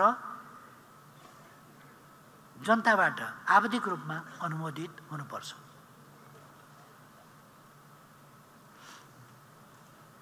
पार्टी जनताका सुझाव, समर्थन र चाहनाअनुरूप सञ्चालन हुनुपर्छ। तर पार्टीको नीति र नेतृत्व निर्माणमा भने सचेत कार्यकर्ताहरूको निर्णायक भूमिका हुनुपर्छ र श्रृङ्खलाबद्ध कमिटी प्रणाली अक्षुण्ण रहनुपर्छ। पार्टी निर्माणको यो अवधारणा जनताको बहुदलीय जनवादको बाटोबाट क्रान्ति सम्पन्न गर्ने हाम्रो कार्यदिशासँग अविभाज्य ढङ्गले जोडिएको छ। 7औं महाधिवेशनमा प्रस्तुत र 8औं महाधिवेशनबाट पारित पार्टी जीवनको लोकतान्त्रिकरणको मान्यतासहित जन आधारित कार्यकर्ता पार्टीको अवधारणालाई हामीले यसबीचमा अझ सुदृढ तुल्याएका छौँ। हाम्रो पार्टीको सङ्गठनात्मक सिद्धान्त जनवादी केन्द्रीयता हो। जनवादले पार्टीको सार्वभौम अधिकार पार्टी सदस्यमा निहित रहने सुनिश्चितता गर्छ। पार्टी सदस्यलाई सिद्धान्त, कार्यक्रम र नीति निर्धारण, नेतृत्व चयन लगायत पार्टी निर्माण र परिचालनका समग्र विषयमा अन्तिम अधिकारी मान्दछ। केन्द्रीयताले पार्टीका सिद्धान्त, कार्यक्रम, नीति र निर्णय कार्यान्वयन हुने कुराको आधार तयार गर्छ र त्यसको प्रत्याभूति गर्छ, त्यसको ग्यारेन्टी गर्छ। पार्टीलाई संस्थागत निर्णयका आधारमा अनुशासित तवरले परिचालित हुन निर्देशित गर्दछ। हामी जनवादी केन्द्रीयताको सङ्गठनात्मक सिद्धान्तको मार्गदर्शनमा अन्तर्पार्टी लोकतन्त्रको उत्कृष्ट अभ्यास गर्दै अनुशासित एवं गतिशील पार्टी निर्माण गर्न चाहन्छौँ। निरन्तर जनताको निगरानीमा रहने र प्रतिस्पर्धाद्वारा श्रेष्ठता हासिल गरेका नेता, कार्यकर्ता र सदस्यहरूको पार्टी बनाउन चाहन्छौँ। सामाजिक आर्थिक रूपान्तरणको नेतृत्व गर्ने, समाजवादको आधार तयार गर्ने र समृद्ध नेपाल, सुखी नेपालीको राष्ट्रिय आकाङ्क्षा साकार तुल्याउने जनआधारित कार्यकर्ता पार्टी निर्माण गर्न चाहन्छौँ। यसो गरिरहँदा हामीले केही समस्याहरूको सामना गरिरहेका छौँ, जसलाई यस बैठकमा बृहत छलफल गरेर निष्कर्षमा पुग्नुपर्नेछ। यहाँ मैले छलफलका लागि मुख्यतया 6वटा विषय प्रस्तुत गर्न चाहन्छु, जसमा कमरेडहरूको सघन छलफल र गहन निष्कर्षको अपेक्षा गरेको छु।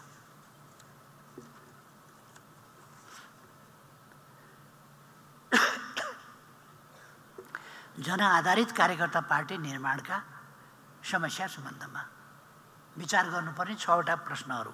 1. पार्टी सदस्यता वितरण, नवीकरण र परीक्षणको सम्बन्धमा के कसरी? सदस्यता वितरण कस्ता व्यक्तिहरूलाई, कस्तो योग्यता पुगेका व्यक्तिहरूलाई कुन विधिबाट सदस्यता नवीकरण गर्ने? जनतामा आधारित कार्यकर्ता पार्टी, मूल्याङ्कनमा आधारित कार्यकर्ताको नेतृत्व विकास आदि प्रश्नहरूलाई ध्यानमा राखेर सदस्यताको वितरण, नवीकरण र परीक्षण कसरी गर्ने? 2. प्रतिनिधि छनौट, अधिवेशन र नेतृत्व चयनका सम्बन्धमा कसरी गर्ने? नचिनेका मान्छेहरूलाई भोट हालेर त्यसमार्फत कि मूल्याङ्कनको आधारमा मतदान त गर्ने, तर मान्छे चिन्दै नचिनिकन मतदान गर्ने कि चिनेर मतदान गर्ने? गुणदोषका आधारमा जानेर मतदान गर्ने कि नगर्ने? त्यसका निम्ति कस्ता विधि? नचिनेको मान्छेलाई मतदान गरेर लोकतन्त्र त हुँदैन। त्यसकारण तेस्रोमा कमिटी सञ्चालन, चेन अफ कमान्ड र कार्यकर्ताको मूल्याङ्कन कसरी गर्ने? मूल्याङ्कन पद्धति विकास कसरी गर्ने? त्यो सब्जेक्टिभ हुनु हुँदैन। नेतालाई मन परेका भरको मूल्याङ्कन होइन, अब्जेक्टिभ मूल्याङ्कन। कति मिटिङ भए, कति बैठक भए, कति सदस्यता वितरण भए, कति कमिटी बनाइए, कति कमिटीका बैठकहरूमा भाग लियो, कति अनुगमन गरियो, कति प्रशिक्षणमा भाग लियो, कति प्रशिक्षण गरियो, के गरिए कामहरू, त्यसको कति प्रभावकारिताका साथ गरिए आदि कुराहरू। 4. कार्यशैली, जीवनशैली र कार्यकर्ताको आचरण सम्बन्धमा। 5. आर्थिक सामाजिक रूपान्तरण र जनचासोका विषय सम्बोधन गर्ने सवालमा। यस सम्बन्धमा मैले भन्दै आएको छु। अब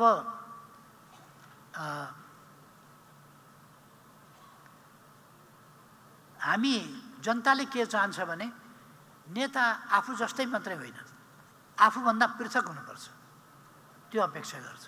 हामी त साधारण मान्छे हौँ, जे गरे पनि हुन्छ भन्ने ठान्छ, जस्तो भए पनि केही फरक पर्दैन। तर नेता त